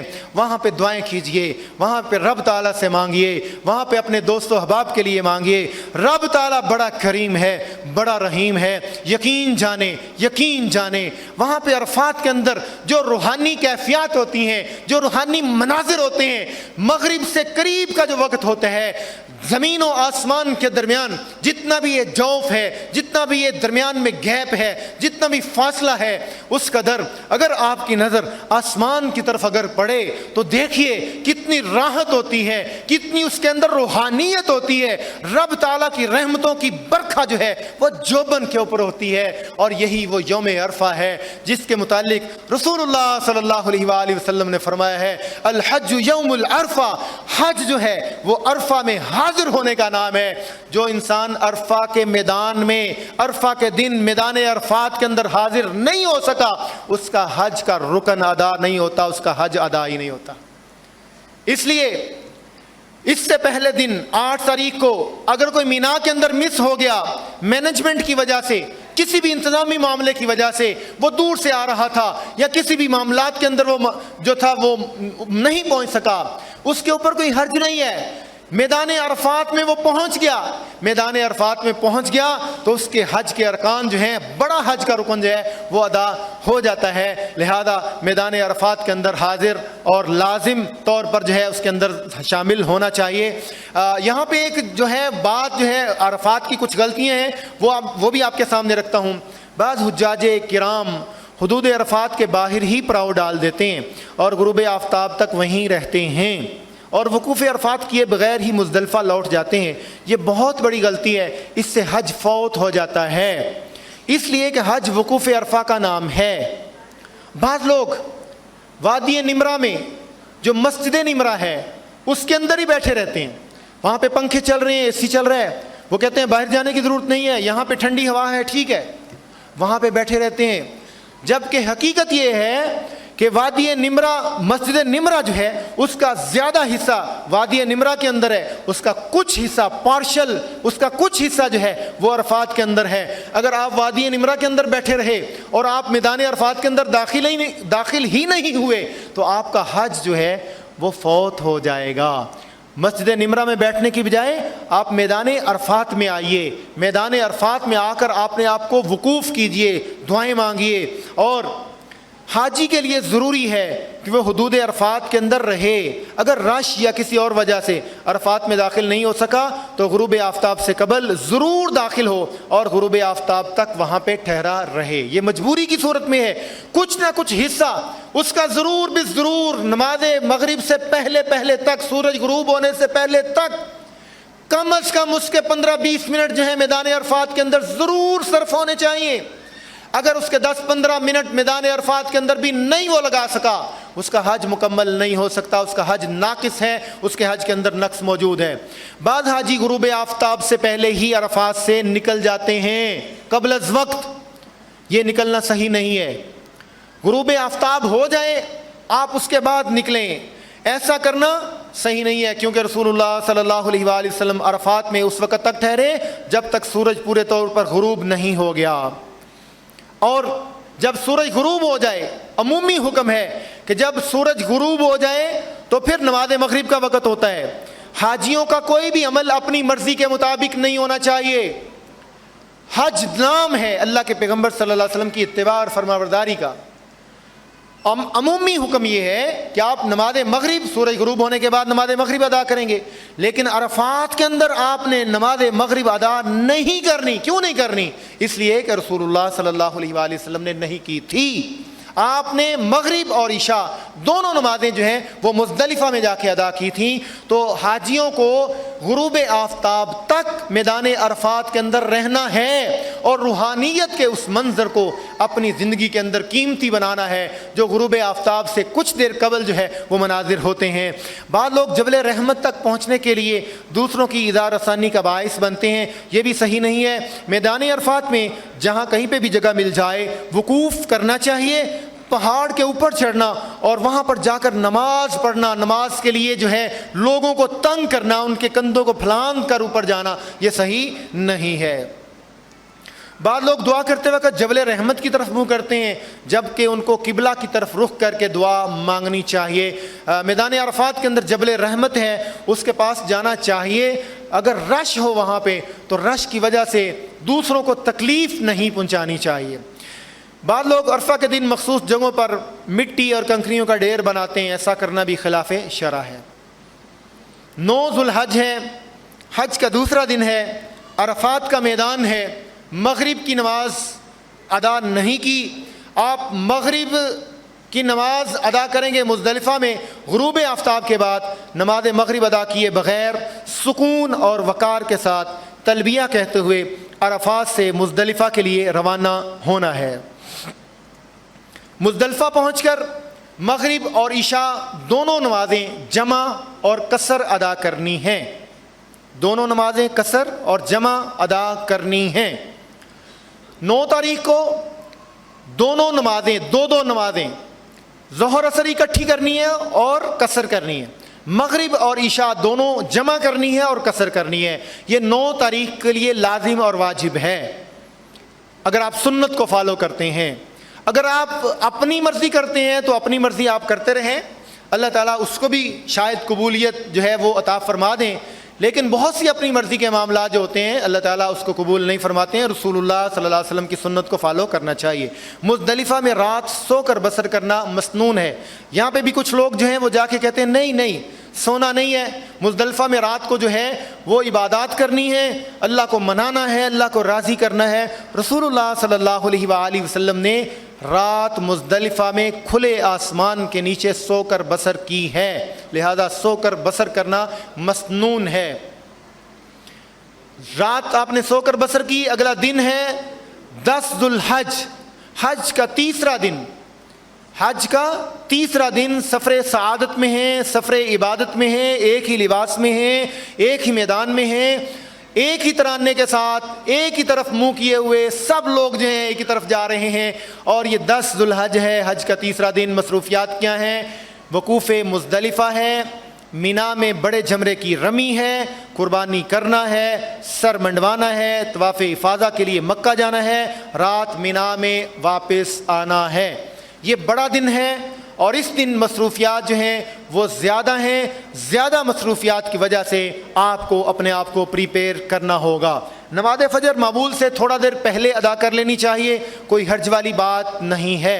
اور یہاں سے مزدلفہ سے اگر آپ ضعیف ہیں، کمزور ہیں، رسول اللہ صلی اللہ علیہ وآلہ وسلم نے ان لوگوں کو رخصت دی ہے جو ضعیف ہیں، کمزور ہیں اور وہ ان کو چلنے میں دقت ہے، ان کو رات کے پچھلے پہر نماز فجر سے پہلے اگر وہ مزدلفہ سے مینا کی طرف اگر نکلنا چاہیں تو اپنی نماز فجر کو مینا میں جا کے ادا کر لیں، اس کے اندر کوئی حرج والی بات نہیں ہے۔ رسول اللہ صلی اللہ علیہ وآلہ وسلم نے اس کی رخصت دی ہے۔ اور یہ بات بھی یاد رکھیں، آج اگر 25-26 لاکھ انسان حج کر رہا ہے اور اتنی بڑی دنیا جو ہے وہ میدان عرفات میں جمع ہوتی ہے، مزدلفہ میں آتی ہے، تو رسول اللہ صلی اللہ علیہ وآلہ وسلم کے زمانے میں جب پیارے نبی صلی اللہ علیہ وآلہ وسلم نے حج کا ارادہ کیا تو آپ صلی اللہ علیہ وآلہ وسلم کے ساتھ بھی آپ کے زمانے میں کوئی معمولی تعداد نہیں تھی، تھوڑی تعداد نہیں تھی۔ آپ صلی اللہ علیہ وآلہ وسلم نے جب حج کا ارادہ کیا تو دیوانہ وار پورے مشرق، مغرب، شمال، جنوب جتنے بھی قبائل ہیں، جس کو پتہ چلا کہ رسول اللہ صلی اللہ علیہ وسلم حج کے لیے جا رہے ہیں، آپ کے ساتھ اللہ کی محبت میں، رسول اللہ کی محبت میں 1 لاکھ سے زائد صحابہ اکرام اس وقت اللہ کے نبی صلی اللہ علیہ وسلم کی معیت میں حج کو ادا کر رہے تھے، 1 لاکھ سے زائد۔ اور اس وقت سے پہلے جتنے بھی ریکارڈ ہیں ان تمام ریکارڈوں کو رسول اللہ صلی اللہ علیہ وآلہ وسلم کے حج نے توڑ دیا۔ آپ کے ساتھ جتنے لوگوں نے حج کیا وہ 1,20,000 کے قریب افراد تھے، کم و بیش جتنے بھی تھے۔ صحابی بیان کرتے ہیں جب آپ خطبہ ارشاد فرما رہے تھے تو اللہ رب العزت نے، آج چونکہ جدید دور ہے، جدید ساؤنڈ سسٹم ہے، اس وقت کوئی ساؤنڈ سسٹم نہیں تھا۔ صحابی بیان کرتے ہیں جس نے پیارے نبی کی اونٹ کی مہار کو تھاما ہوا تھا اس کے پاس بھی آواز بالکل اسی طرح تھی، اور میدان عرفات کے اندر، وادی نمرہ کے اندر جس جگہ پہ اللہ کے پیغمبر نے خطبہ ارشاد فرمایا، جہاں پہ آج کل مسجد نمرہ ہے، اس جگہ پہ اللہ کے پیغمبر ہیں اور 1 لاکھ سے زائد مجمع جو ہے اللہ کے پیغمبر کے ساتھ موجود ہے۔ صحابی بیان کرتے ہیں میدان عرفات کے اندر اللہ رب العزت نے ایسا خودکار سسٹم، ساؤنڈ سسٹم جو تھا اس وقت جنریٹ کر دیا کہ کائنات کے امام جو ہیں وہ خطبہ ارشاد فرما رہے ہیں، اور عرفات کے آخری جو انسان ہے، آخری جو صحابی ہے، اس کے کانوں تک بھی آواز بالکل اسی طرح پہنچ رہی ہے جس طرح آپ کی اونٹنی کی مہار پکڑنے والے، تھامنے والے صحابی کو پہنچ رہی ہے۔ تو اللہ کے پیغمبر صلی اللہ علیہ وآلہ وسلم کی سنتیں جو ہیں، آپ صلی اللہ علیہ وآلہ وسلم کے طریقے جو ہیں وہ ہمارے لیے مشعل راہ ہیں۔ پیارے نبی کے دور میں ریکارڈ حج تھا، 1,20,000 کے قریب صحابہ اکرام تھے، تو معمول سے تھوڑی دیر پہلے ضعیف، کمزور لوگ جو ہیں مزدلفہ سے اگر نکلنا چاہیں مینا کے لیے نکل سکتے ہیں، لیکن تندرست اور صحیح لوگ نہیں۔ تندرست اور صحیح لوگ نہیں. ہم نے دیکھا ہے کہ تندرست لوگ جو ہیں وہ بھی نماز فجر سے پہلے ہی وہ مینا کی حدود کے اندر وہ داخل ہو رہے ہوتے ہیں, اور ان کی کوشش یہ ہوتی ہے کہ ہم جلدی سے مینا میں پہنچ جائیں, نماز فجر بھی چاہے جمرات کے قریب جا کے ادا کر لیں, حالانکہ اس سے پہلے نماز فجر معمول سے تھوڑا پہلے ادا کرنی چاہیے. اور نماز فجر ادا کرنے کے بعد اللہ رب العزت نے عند المشعر الحرام قرآن کریم کے بیچ میں ارشاد فرمایا کہ مزدلفہ کے اندر ایک مشعر الحرام ہے, اللہ کی نشانیاں ہیں. اللہ کی نشانیوں کی جو تعظیم کرتا ہے, ان کی جو حرمت کا پاس کرتا ہے, اللہ رب العزت فرماتے ہیں فَإِنَّهَا مِن تَقْوَى الْقُلُوبِ, اس کے دل کے تقوی کے لیے یہ بہترین نسخہ ہے کہ وہ اللہ کی حرمتوں کی, اللہ کی شعائر کی پاسداری کر رہا ہے, ان کا لحاظ رکھ رہا ہے. اللہ رب العزت نے فرمایا کہ سورج طلوع ہونے کے بعد مشعر الحرام پہاڑی کے دامن میں کھڑے ہو کر رب کو یاد کرنا ہے, ذکر اذکار میں مشغول رہنا ہے, توبہ استغفار کرنی ہے. سورج طلوع ہونے کے بعد جب روشنی پھیل جائے اس کے بعد جو ہے تکبیر و تحلیل کہتے ہوئے اب اگلی منزل کی طرف جو ہے یہاں سے نکلنا ہے, مزدلفہ سے مینا کی طرف نکلنا ہے. یہاں سے رمی کے لیے چھوٹے سائز کی 7 کنکریاں جو ہیں وہ آپ اپنے ساتھ لے لیں, چن لیں, اور مینا میں رمی جمار کے لیے آپ نے پہنچنا ہے. طلوع آفتاب کے بعد سکون اور وقار کے ساتھ تلبیہ کہتے ہوئے مینا کے لیے روانہ ہو جائیں. مزدلفہ اور مینا کے درمیان وادی محصر میں سے تیزی کے ساتھ گزرنا ہے, یعنی درمیان میں ایک وادی محصر آتی ہے, اور یہ اللہ رب العزت نے اپنی نشانیوں کو بیان فرمایا ہوا ہے. وادی مینا اور وادی مزدلفہ کے درمیان ایک چھوٹی وادی ہے جس کو وادی محصر کہا جاتا ہے. یہاں پہ اللہ رب العزت نے ابرہہ کے لشکر کو تباہ کیا تھا. الم تر کیف فعل ربک باصحاب الفیل, یہ کعبۃ اللہ کو گرانے کے لیے آیا تھا, اس کو ڈھانے کے لیے آیا تھا, اس کو ختم کرنے کے لیے آیا تھا, اس کی عظمت اس کی شان کو لوگوں کے سینوں سے نکالنے کے لیے آیا تھا. اللہ رب العزت نے نشان عبرت بنا دیا, اللہ رب العزت نے تباہ و برباد فرما دیا. رسول اللہ صلی اللہ علیہ وآلہ وسلم نے فرمایا کہ وادی محصر جب وہاں سے تیزی کے ساتھ گزرنا ہے, کیونکہ رب تعالیٰ کا یہاں پہ ابابیل کے ذریعے سے, جھنڈ کے جھنڈ پرندوں کے ذریعے سے ہاتھیوں کے اوپر عذاب آیا تھا, یہاں سے تیزی کے ساتھ گزرنا چاہیے. آپ مزدلفہ سے مینا آ رہے ہیں اور جمرات کی طرف آپ آ رہے ہیں. یہ اس کی اوپر سے لی گئی ایک تصویر ہے. پہلے آپ کے چھوٹا جمرہ آئے گا جس کو صغرا کہا جاتا ہے, پھر وسطی آئے گا درمیانہ, اور پھر عقبہ آئے گا یعنی آخری. تو آج 10 تاریخ کو حج کا تیسرا دن ہے اور 10 تاریخ ہے. آپ مزدلفہ سے مینا کی طرف آ رہے ہیں, مینا سے آپ کراس کرتے ہوئے جمرات کی طرف جا رہے ہیں. تو جمرات میں جب آپ داخل ہوں گے تو پلوں کے ذریعے سے کسی کو نیچے والی منزل میں آئے گا, کوئی اوپر والی منزل میں آئے گا, اور اس کی منزلیں سب بنی ہوئی ہیں. جو بھی آپ کا معلم ہوگا اس کے حساب سے روڈ سیدھا آئے گا, اس کے حساب سے آپ جو ہے جمرات کے قریب پہنچیں گے. جمرات کے قریب پہنچ کر آپ نے پہلے کو بھی کچھ نہیں کہنا, دوسرے جمرے کو بھی کچھ نہیں کہنا, تیسرے جمرے کو اور بقول بعض شخص سے تیسرے شیطان کو, حالانکہ یہ شیطان نہیں کہنا چاہیے. میں نے پچھلے دنوں ایک حاجی صاحب سے پوچھا, میں نے کہا جی وہ اس کا پیکج کیا ہے, تو کہنے لگے فلاں پیکج ہے. تو میں نے کہا مینا میں آپ کہاں پہ رہائش دیں گے؟ تو وہ کہنے لگے شیطانوں کے پاس. تو میں نے کہا استغفر اللہ, میں نے کہا حاجی صاحب آپ یہ جملہ تو درست کر لیں, یہ شیطانوں کے پاس نہیں ہے. شیطان اصل میں کچھ وفائیں ہیں, ان کو یاد کرنے کا نام ہے.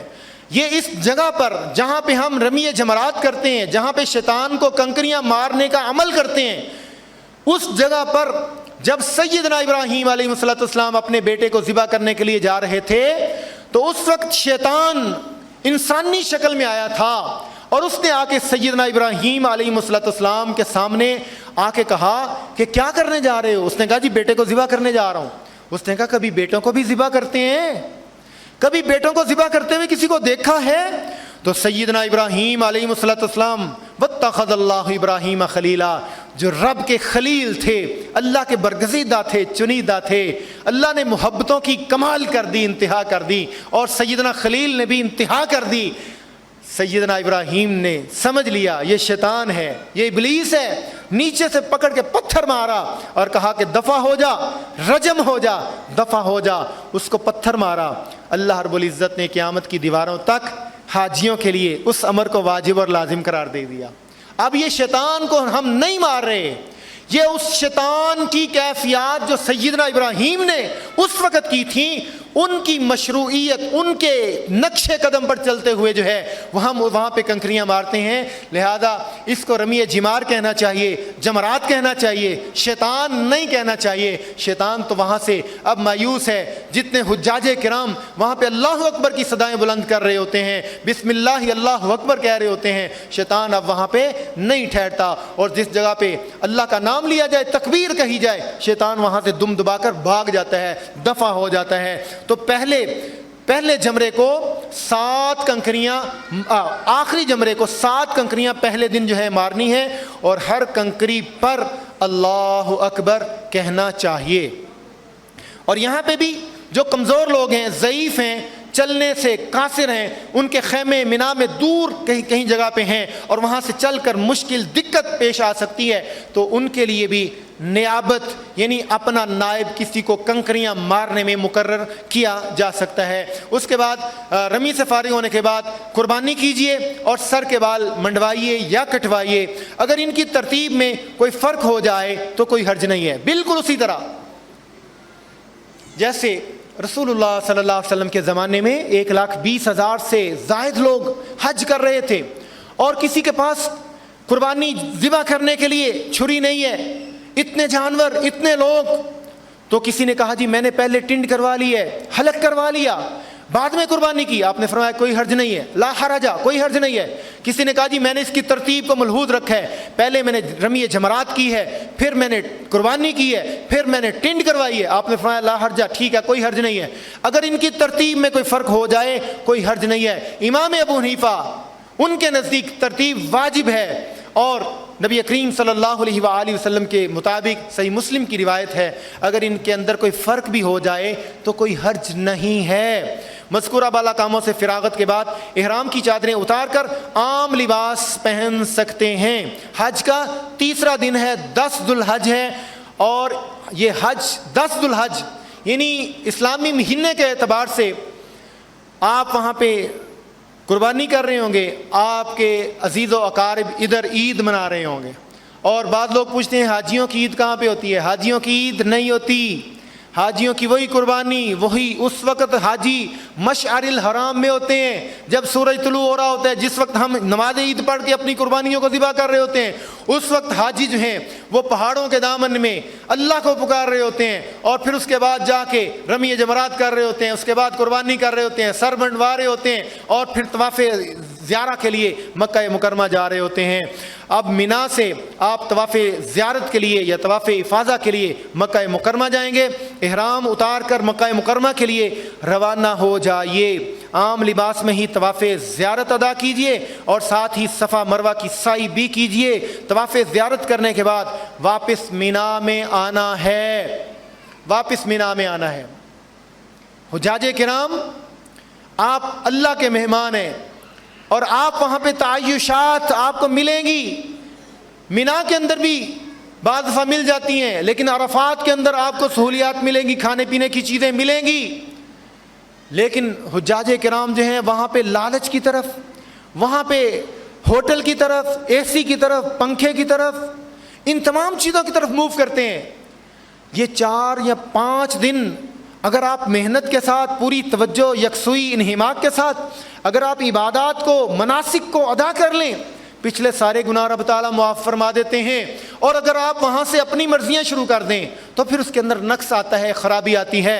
आपने वापस मीना में आना है। यहाँ पे हुज्जाजे किराम जो हैं तवाफ़े ज़ियारा के लिए मक्का जाते हैं और तवाफ़े ज़ियारत करने के बाद कहते हैं चले अब हम होटल की तरफ चले जाते हैं और होटल में जाके आराम करते हैं। बाद दफ़ा रात भी वहाँ पे बसर करते हैं, अगले दिन फिर मिना आते हैं। ऐसा करना सही नहीं है। आपने तवाफ़े ज़ियारा अदा कर लिया, थकावट है, बोझ है, सिकल है, दोबारा मिना में आइए और मिना में अगले 2 दिन लाजिम है आपके लिए। आपने मिना के अंदर अपने इबादत जो हैं वो इख्तियार करनी है। طواف زیارت کے بعد احرام کی تمام پابندیاں ختم ہو جاتی ہیں. طواف زیارت کے بعد احرام کی پابندیاں ختم ہو جاتی ہیں. آپ مکہ سے واپس مینا میں آئیں گے اور مینا میں ایام تشریق 11 12 13 ذوالحجہ مینا میں گزارے جائیں گے. ہوٹلوں میں نہیں، ہوٹلوں میں نہیں، یہ مینا میں گزارے جائیں گے. ان کے متعلق رب تعالیٰ نے فرمایا فاذکروا اللہ کذکرکم آباءکم او اشد ذکرا. کفار قریش جو تھے وہ بھی جب حج سے فارغ ہو کر مینا کے اندر وہاں پہ بیٹھا کرتے تھے، اپنے آباء و اجداد کا تذکرہ کرتے تھے. رب تعالیٰ نے فرمایا کہ وہ اپنے آباء و اجداد کا تذکرہ کرتے تھے، تم نے رب تعالیٰ کا تذکرہ وہاں پہ کرنا ہے. وہ کوئی کہتا ہے میرا باپ بڑا بہادر تھا، بڑا شجاع تھا، میرا دادا بڑا بہادر تھا، وہ کشتوں کے پشتے لگاتا تھا، وہ حاجیوں کو ستو پلاتا تھا، کھانا کھلاتا تھا. اپنی جتنی بھی قصے کہانیاں ہیں ان کو وہاں پہ وہ ایک دوسرے کے سامنے شیئر کیا کرتے تھے، گویا کہ وہ میلے کا سما کرتے تھے. اللہ تعالیٰ نے فرمایا کہ میلے کا سما کرنے کی ضرورت نہیں ہے، اللہ کا ذکر کرنے کی ضرورت ہے. اللہ کو یاد کرو. ایام تشریق 11 12 ذوالحجہ مینا میں گزارے جائیں گے.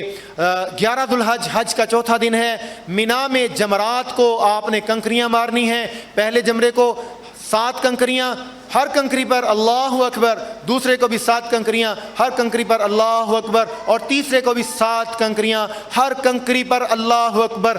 باقی دن آپ نے اپنی نمازوں کو اپنے اپنے وقت پر ادا کرنا ہے اور قصر ادا کرنا ہے.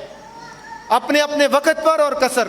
صرف 9 تاریخ کو آپ نے نمازوں کو اکٹھا اور جمع کرنا ہے اور قصر کرنا ہے، اور باقی دنوں میں آپ نے اپنی نمازوں کو اپنے اپنے وقت پر ادا کرنا ہے. اور باقی دن تسبیح و تہلیل، ذکر الہی اور اس سے توبہ استغفار اور دعاؤں میں گزارنا ہے. 11 ذوالحج کے بعد 12 ذوالحج ہے. آج بھی تینوں جمرات کو کنکریاں مارنی ہیں.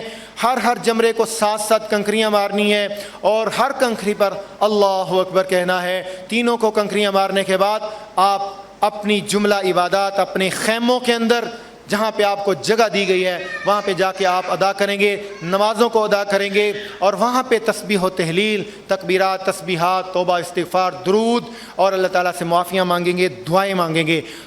12 ذوالحج ہے، حج کا 5واں دن ہے. اگر آپ یہاں سے نماز مغرب سے پہلے نکل گئے تو آپ کا حج جو ہے وہ مکمل ہوا. رمی جمرات کی کچھ غلطیاں ہیں، اس کی طرف تھوڑی سی توجہ کر لیتے ہیں. بعض لوگ کنکری مارتے وقت یہ اعتقاد رکھتے ہیں کہ وہ شیطان کو مار رہے ہیں.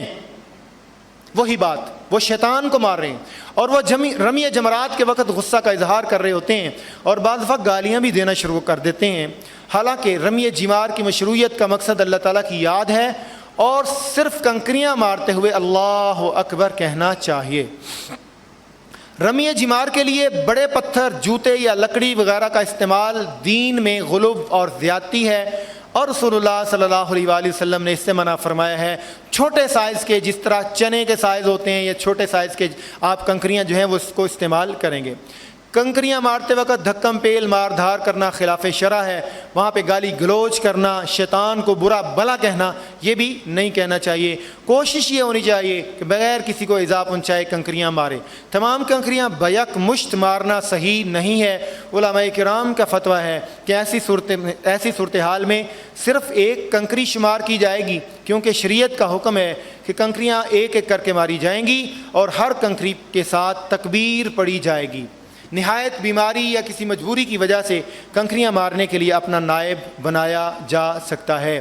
12 ذوالحجہ کو جمرات کی رمی کے بعد اگر آپ مکہ کے لیے نکلنا چاہیں تو نکل سکتے ہیں. اگر آپ مینا سے غروب آفتاب سے پہلے، سورج غروب ہونے سے پہلے نکل گئے ہیں مینا سے تو پھر آپ مکہ کے لیے نکل جائیں، آپ کا حج جو ہے وہ مکمل ہو چکا ہے. اگر مینا کے اندر ہی آپ کو مغرب کی اذان ہو گئی تو پھر آپ نے اگلے دن ظہر کی نماز پڑھنے کے بعد 13 تاریخ کو آپ نے تینوں جمرات کے اوپر 7 کنکریاں اسی طرح مار کر پھر دوبارہ آپ نے مکہ کے لیے نکلنا ہے. الحمدللہ آپ کا حج جو ہے وہ مکمل ہو چکا ہے. اللہ تعالیٰ آپ کے حج کو مبرور بنائے۔ مبرور حج اس کو کہا جاتا ہے جس کے اندر انسان اپنی مرضی نہ کرے، جس کے اندر انسان رفث نہ کرے۔ رفث کا مطلب وہ تصوراتی طور پر فحاشی، عریانی، بے حیائی کے خیالات جو ہیں ان کو موقوف کرے، ان کو نہ لائے، اور جس کے اندر فسق و فجور نہ ہو، جس کے اندر لڑائی جھگڑا نہ ہو، ایسے حج کو حج مبرور کہا جاتا ہے۔ اور رسول اللہ صلی اللہ علیہ وسلم نے فرمایا ہے، اور حج مبرور کا صلہ جنت کے سوا کچھ نہیں ہے۔ اللہ کے پیغمبر صلی اللہ علیہ وآلہ وسلم کا ارشاد ہے، جس نے حج کیا اور اس کے اندر لم یرفث ولم یفسق، اور اس کے اندر رفث بھی نہیں کیا، فسق و فجور بھی نہیں کیا، لڑائی جھگڑا بھی نہیں کیا، رسول اللہ صلی اللہ علیہ وسلم نے فرمایا وہ ایسے ہی واپس لوٹتا ہے جیسے آج ہی اپنی ماں کے پیٹ سے پیدا ہوا ہے، یعنی گناہوں سے مبرہ ہے، پاک ہے، صاف ہے، پچھلے سابقہ تمام گناہوں کو رب تعالیٰ معاف فرما دیتے ہیں۔ اگلی زندگی جو ہے وہ خوبصورتی کے ساتھ اس کا انسان آغاز کرتا ہے۔ مکہ مکرمہ سے رخصت ہونے سے قبل طواف وداع ادا کیجئے، اور طواف وداع ادا کرنے کے بعد آپ اپنے ملک کے لیے نکل سکتے ہیں۔ طواف وداع کی کچھ کوتاہیاں ہیں، اس کو ذرا ذہن نشین کر لیں۔ بعض لوگ ذوالحجہ کی 12 یا 13 تاریخ کو کنکریاں مارنے سے پہلے مینا سے مکہ آتے ہیں اور طواف وداع کرتے ہیں، اور پھر مینا جا کر کنکریاں مارتے ہیں اور وہیں سے اپنے شہر یا ملک کی طرف واپس پلٹ جاتے ہیں۔ یہ طریقہ درست نہیں ہے، کیونکہ حاجی کا آخری کام طواف وداع ہونا چاہیے۔ حاجی کا آخری کام مکہ سے نکلنے سے پہلے طواف وداع ہونا چاہیے، نہ کہ رمی جمار۔ اس لیے ضروری ہے کہ طواف وداع حج کے کاموں سے فراغت کے بعد اور سفر سے کچھ دیر پہلے ہونا چاہیے۔ بعض لوگ طواف وداع کے بعد مسجد حرام سے الٹے پاؤں نکلتے ہیں اور وہ یہ سمجھتے ہیں کہ اس میں خانہ کعبہ کی تعظیم ہے، حالانکہ دین میں اس کی کوئی حقیقت نہیں ہے۔ اگر آپ الٹے پاؤں نکلیں گے اس کے اندر ایک اور نقص آ سکتا ہے، اس کے اندر حادثے کا جنم لینا جو ہے وہ ہو سکتا ہے۔ آپ الٹے پاؤں نکل رہے ہیں، پیچھے سے کوئی بہت بڑا کوئی جتھا آتا ہے، کوئی ریلا آتا ہے، اس کے ساتھ آپ کو نقصان ہو سکتا ہے۔ الٹے پاؤں واپس آنا، اس میں خانہ کعبہ کی کوئی بھی تعظیم والی کوئی کی کیفیات ایسی نہیں ہے، لہذا آپ عزت اور وقار کے ساتھ رخصت ہوں اور سیدھے قدموں کے ساتھ آپ وہاں سے رخصت ہوں۔ کچھ لوگ طواف وداع کے بعد اپنے ملک روانہ ہونے سے پہلے مسجد حرام کے دروازے کے پاس پہنچ کر خانہ کعبہ کی طرف رخ کر کے خوب دعائیں مانگتے ہیں۔ اس کی بھی کوئی حیثیت نہیں ہے، اور اس کی ایک اور بھی وجہ ہے کہ لوگ وہاں پہ خانہ کعبہ کے اندر آخری چونکہ کام ہوتا ہے دعائیں مانگتے ہیں، خانہ کعبہ کو چھوڑنے کو دل نہیں کر رہا ہوتا ہے، اور کسی کا بھی دل نہیں کرتا ہے۔ دوسری طرف کیا ہوتا ہے، باقی سارے حاجی آپ کا انتظار کر رہے ہوتے ہیں، وہ بس میں بیٹھے ہوتے ہیں، وہاں سے مدینہ جانا ہے، وہ سارے انتظار کر رہے ہیں، یہاں سے نکلنے کو دل نہیں کر رہا، اور اکیلے حاجی صاحب بار بار اسی کی طرف جو ہے وہ دیکھ کر دعائیں کرتے جا رہے ہیں۔ چھوڑ دیجئے، جس اللہ کے لیے آپ چھوڑ رہے ہیں، جس اللہ کی محبت کے لیے آپ اس کو چھوڑ رہے ہیں، وہی اللہ ان قریب دوبارہ بہت جلد آپ کے لیے وسائل پیدا فرما دے گا، آپ دوبارہ اسی گھر کے اندر جائیں گے۔ اور یقین جانیں، جب تک دیکھا نہیں ہوتا اتنی دیر تک اس گھر کی محبت دل کے اندر اس قدر راسخ نہیں ہوتی۔ جب انسان اس کو دیکھ لیتا ہے، اس قدر شدید اس کی محبت ہے، یہ چھوٹا سا کمرہ، یہ 20-25 فٹ کا کمرہ جو ہے، اس کی کیا حیثیت ہے، اللہ کی قسم دنیا کے بڑے سے بڑے بنگلہ، دنیا کے بڑے سے بڑے قیمتی محلات، قیمتی ترین گھروں کی آرائشوں سے مزین، سونے چاندی سے مرصع گھروں سے زیادہ حسین و جمیل، زیادہ رعب والا، زیادہ شان والا، زیادہ عظمت والا اللہ کا وہ گھر ہے، جس کو ایک دفعہ جب انسان اس کو دیکھ لیتا ہے پھر بار بار ہرس، لالچ، طمع اس کے دل کے اندر پیدا ہوتی ہے، اس کی کھنچ ہی اس طرح ہوتی ہے کہ بار بار اس کی طرف انسان کھنچا چلا جاتا ہے۔ اور کیوں نہ کھنچا چلا جائے، سیدنا ابراہیم نے دعا کی تھی، تہوی الیہم، اے اللہ لوگوں کے دلوں کو اس کی طرف پھیر دے۔ ایک طرف عمومی حالات ہیں، ایک طرف 15-20 لاکھ روپیہ ہے، 25-30 لاکھ روپیہ ہے، 25-30 لاکھ لگا کے انسان جو ہے وہ جاتا ہے، پھر بھی اس کی دل کی بھراس جو ہے، دل کی تمنا، آرزو پھر بھی پوری نہیں ہوتی، پھر بھی دل چاہتا ہے اور زیادہ اس کی قربت اختیار کروں، اور زیادہ اس کو دیکھ لوں، اور زیادہ اس کے ارد گرد جو ہے وہ طوافوں کا اظہار کروں، رب تعالیٰ سے معافیاں مانگوں۔ یہ دنیا کے اندر واحد ایسا گھر ہے، ان اول بیت وضع للناس للذی ببکۃ مبارکہ، یہ مکہ مکرمہ میں ہے، باعث برکت ہے، وہدی للعالمین، فرمایا یہ کائنات کے لیے ہدایت کا سرچشمہ بھی ہے، مرکز بھی ہے، محور بھی ہے۔ اللہ رب العزت نے پوری دنیا کے لیے مسلمانوں کے دلوں کے اندر اس کی محبت، اس کی وسعت، اس کی برکت کو رکھ دیا ہے۔ پوری دنیا سے مسلمان کھنچے چلے آتے ہیں۔ رب تعالیٰ سے دعا ہے رب تعالیٰ بار بار ہمیں اس گھر کی حاضری جو ہے وہ نصیب فرمائے۔ حج کے ارکان جو ہیں یہ 4 ہیں، ان کو نوٹ کر لیجئے۔ حج کی نیت کرنا ضروری لازم ہے، بلند آواز سے کرنا ہے، اور نیت کے بیچ میں وہ نیت کے قبلے کو بھی درست کرنا ہے کہ ہم حج کے لیے جا رہے ہیں، دکھاوا کرنے نہیں جا رہے، شہرت مطلوب نہیں ہے، اللہ کی رضا ہے، نیت کرنا۔ دوسرا کام وقوف عرفہ ہے، یعنی عرفات کے میدان میں وقوف کرنا ہے، وہاں پہ ٹھہرنا ہے، دعائیں مانگنی ہے، رب تعالیٰ سے معافیاں مانگنی ہے۔ تیسرا کام طواف زیارہ یا طواف افاضہ اس کو کہا جاتا ہے، یہ بھی لازم اور ضروری ہے۔ اور چوتھا کام جو ہے صفا مروہ کی سعی، یہ بھی لازم اور ضروری ہے۔ ہاں ان میں سے کوئی ایک رکن بھی رہ جائے تو حج نہیں ہوتا۔ ہاں طواف زیارہ کے اندر آپشن موجود ہے، اگر آپ 10 تاریخ کو مکہ تک نہیں پہنچ سکے، 11 کو پہنچ جائیں، رات کو پہنچ جائیں، آپ جب بھی پہنچیں، 12 کو پہنچیں، لیکن طواف زیارہ ادا کرنے کے بعد آپ نے واپس مینا میں آنا ہے، اور مینا کے اندر اپنے ایام کو اللہ کی یاد میں گزارنا ہے۔ یہ حج کے 4 ارکان ہیں۔ اور اس کے بعد فرائض حج جو ہیں یہ 6 ہیں۔ میقات سے احرام باندھنا یہ لازم ہے، یعنی میقات سے آگے جا کے احرام نہیں باندھ سکتے، میقات سے احرام باندھنا لازم ہے۔ 9 اور 10 ذو الحجہ کی درمیانی رات مزدلفہ میں گزارنا ضروری ہے۔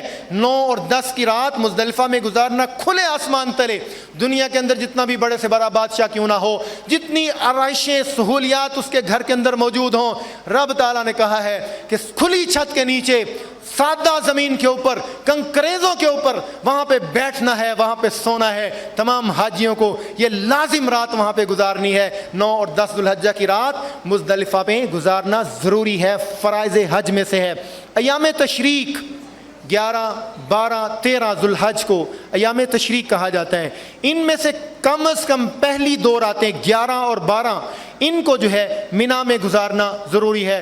ہاں اگر آپ طواف زیارہ کے لیے مکہ گئے ہوئے ہیں، آپ کا ٹائم وہاں پہ زیادہ لگ گیا ہے، طواف زیارہ کے لیے لاکھوں کی تعداد میں حاجی ہیں، 20-25 لاکھ لوگ جو ہیں موو کر رہے ہیں، اور سب نے ہی طواف زیارہ کرنا ہے، سب نے ہی مینا کے اندر رمی جمرات کرنی ہے۔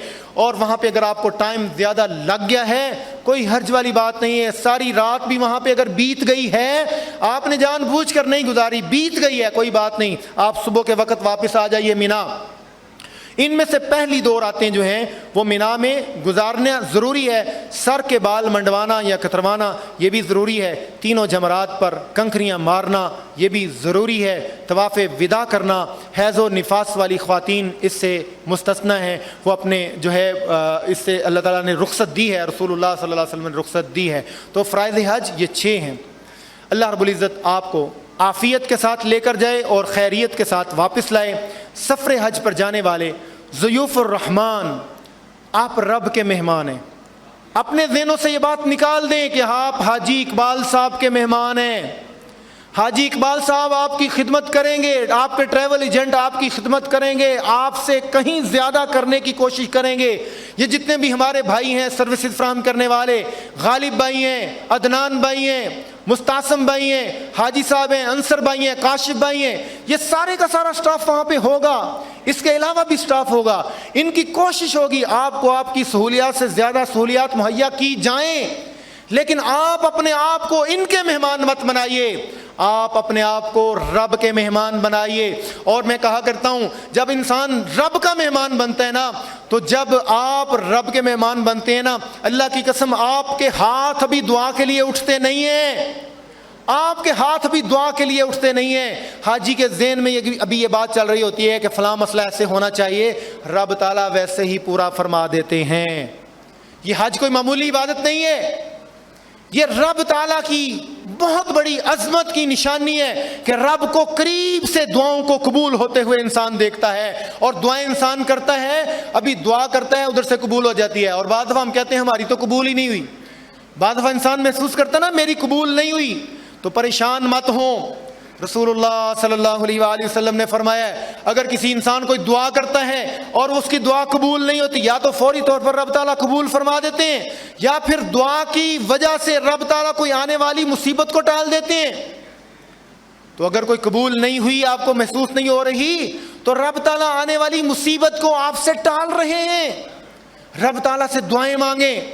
اور حج ایک ایسی عبادت ہے جس میں عبادات میں سے دعائیں جو ہیں قبول ہوتے ہوئے، بڑے قریب سے قبول ہوتے ہوئے جو ہے وہ محسوس ہوتی ہیں۔ رب تعالیٰ سے دعا ہے رب تعالیٰ بار بار ہمیں سفر زیارت نصیب فرمائے، اللہ تعالیٰ اپنی بارگاہ میں قبول فرمائے، مبرور بنائے، اور جو ابھی اس شرف سے محروم ہیں رب تعالیٰ ان کے لیے بھی آسانیاں پیدا فرمائے۔ وآخر دعوانا ان الحمد للہ رب العالمین۔ بہت سے سوالات ہیں اور ان سوالات کو یک کے بعد دیگرے میں انشاءاللہ العزیز ان کے جوابات دوں گا۔ یہ بھائی صاحب نے پوچھا ناخن کاٹنے کے بارے میں حاجی کے لیے کیا حکم ہے؟ عام آدمی جو قربانی دیتا ہے اس کے لیے حکم ہے کہ یکم ذو الحجہ کے بعد ناخن مت کاٹے، بال مت کاٹے۔ تو کچھ احکامات ایسے ہیں جو حاجیوں کے لیے خاص ہوتے ہیں اور کچھ ایسے ہیں جو حاجیوں کے علاوہ کے لیے ہوتے ہیں۔ تو ناخن نہ کاٹنا، بال نہ کٹوانا، یہ عمومی طور پر یکم ذو الحجہ سے لے کر 10 ذو الحجہ تک، قربانی کرنے کے بعد تک، یہ عام لوگوں کے لیے حکم ہے۔ حجاج کرام کے لیے جوں ہی وہ احرام باندھ لیں گے، ان کو ذوالقعدہ کی آخری تاریخوں میں جا رہے ہیں یا ذو الحجہ کی پہلی تاریخوں میں جا رہے ہیں، تو احرام باندھنے کے بعد وہ ناخن نہیں کاٹ سکتے، لیکن احرام کو، عمرے کو مکمل کرنے کے بعد وہ ناخن بھی کاٹ سکتے ہیں اور بال بھی کٹوا سکتے ہیں۔ احرام کی باندھنے کے بعد جب آپ عمرہ کریں گے تو جب تک آپ بال نہیں کٹوائیں گے اتنی دیر تک آپ کا عمرہ مکمل نہیں ہوگا۔ تو اس سے معلوم یہ ہوتا ہے کہ یہ حاجی کے لیے نہیں ہے ناخن اور بال نہ کٹوانا، یہ عام لوگوں کے لیے ہے۔ بالکل اسی طرح جس طرح یکفر السنۃ الماضیہ والباقیہ، یوم عرفہ کا روزہ جو ہے، جس دن حاجی عرفات کے میدان میں ہوتے ہیں، اس دن کا روزہ جو ہے وہ حاجیوں کے لیے نہیں ہوتا، لیکن دوسرے لوگ جو ہیں یوم عرفہ کا دن کا روزہ رکھتے ہیں۔ تو لہذا یکم ذو الحجہ کے بعد اگر احرام کی حالت میں حاجی ہے اور اس نے عمرہ کر لیا ہے تو جانے کے بعد وہ ناخن بھی کاٹ سکتا ہے، وہ بال بھی کاٹ سکتا ہے۔ اسی طرح سوال نمبر 2 ہے عمرہ طواف کے دوران نفل ادا کیے جا سکتے ہیں؟ عمرہ جو ہے اس کی 2 قسمیں، ایک تو عمرے کے طواف جو ہے وہ عمرے کا طواف ہے۔ عمومی طور پر جب عام طواف کرتے ہیں تو اس میں 7 چکر لگانے کے بعد 2 رکعت نماز نفل بھی ادا کرتے ہیں، تو اس کا اپنا اجر اور ثواب ہے۔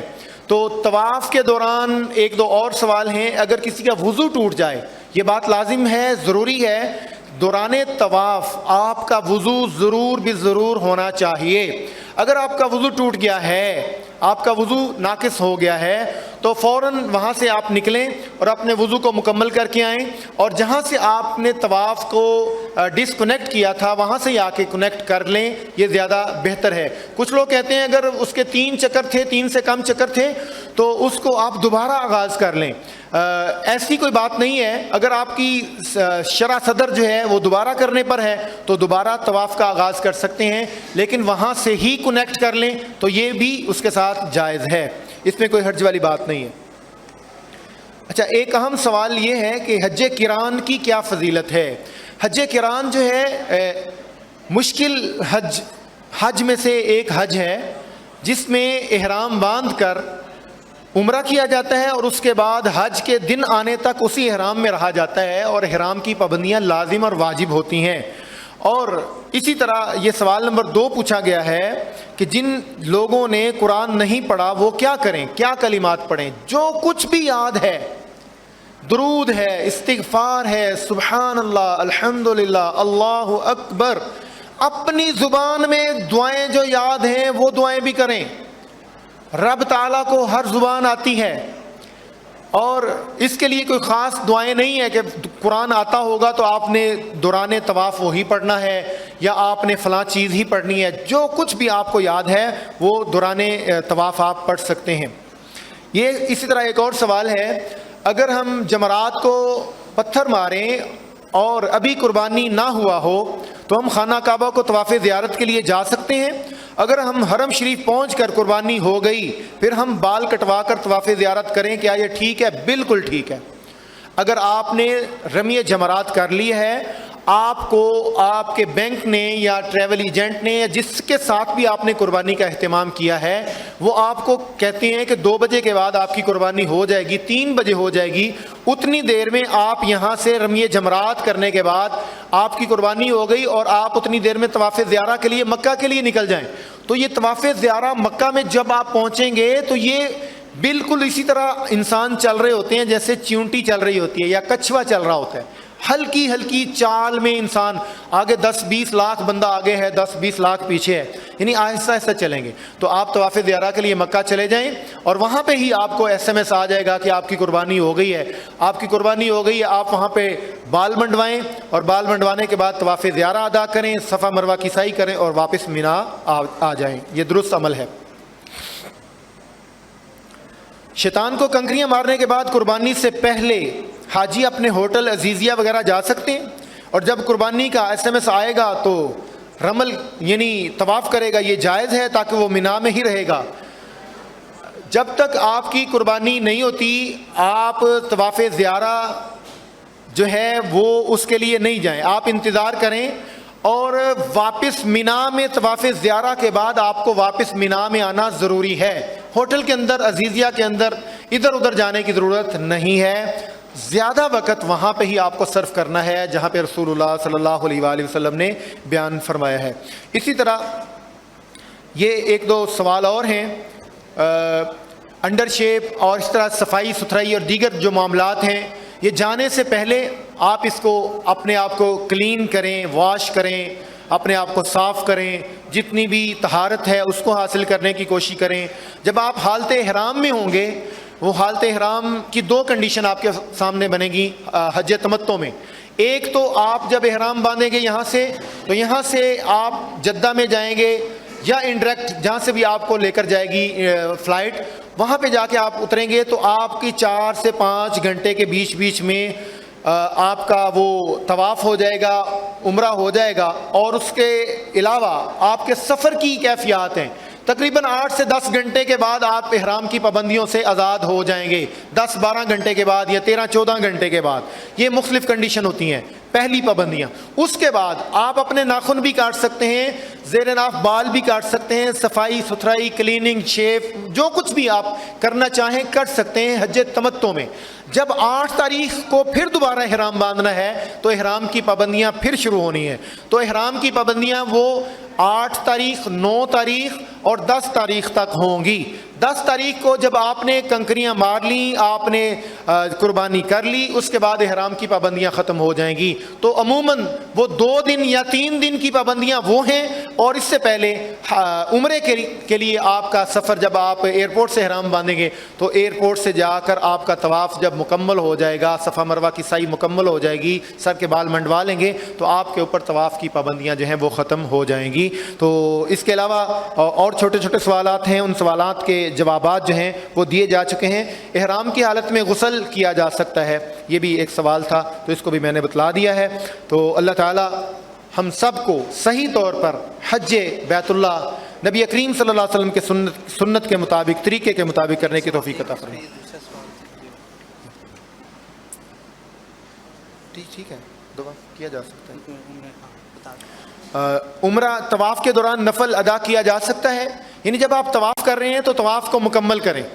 اگر اس دوران نماز کا ٹائم ہو گیا ہے، طواف کے دوران نماز کا وقت ہو گیا، آپ طواف کر رہے ہیں، 4 چکر آپ کے مکمل ہوئے، 5 ہوئے، نماز کا ٹائم ہو گیا، آپ اسی جگہ پہ کھڑے ہو کر نماز کو ادا کر لیں، اور نماز ادا کرنے کے بعد آپ وہاں سے ہی طواف کا آغاز کریں گے۔ اور ہاں، اگر حتیم میں کسی کو نفل پڑھنے کی اس سعادت مل جائے، بہت بڑی سعادت ہے، اور یہ حتیم میں نفل پڑھنا ایسے ہی ہے جیسے کعبۃ اللہ کے اندر نفل ادا کرنا ہے۔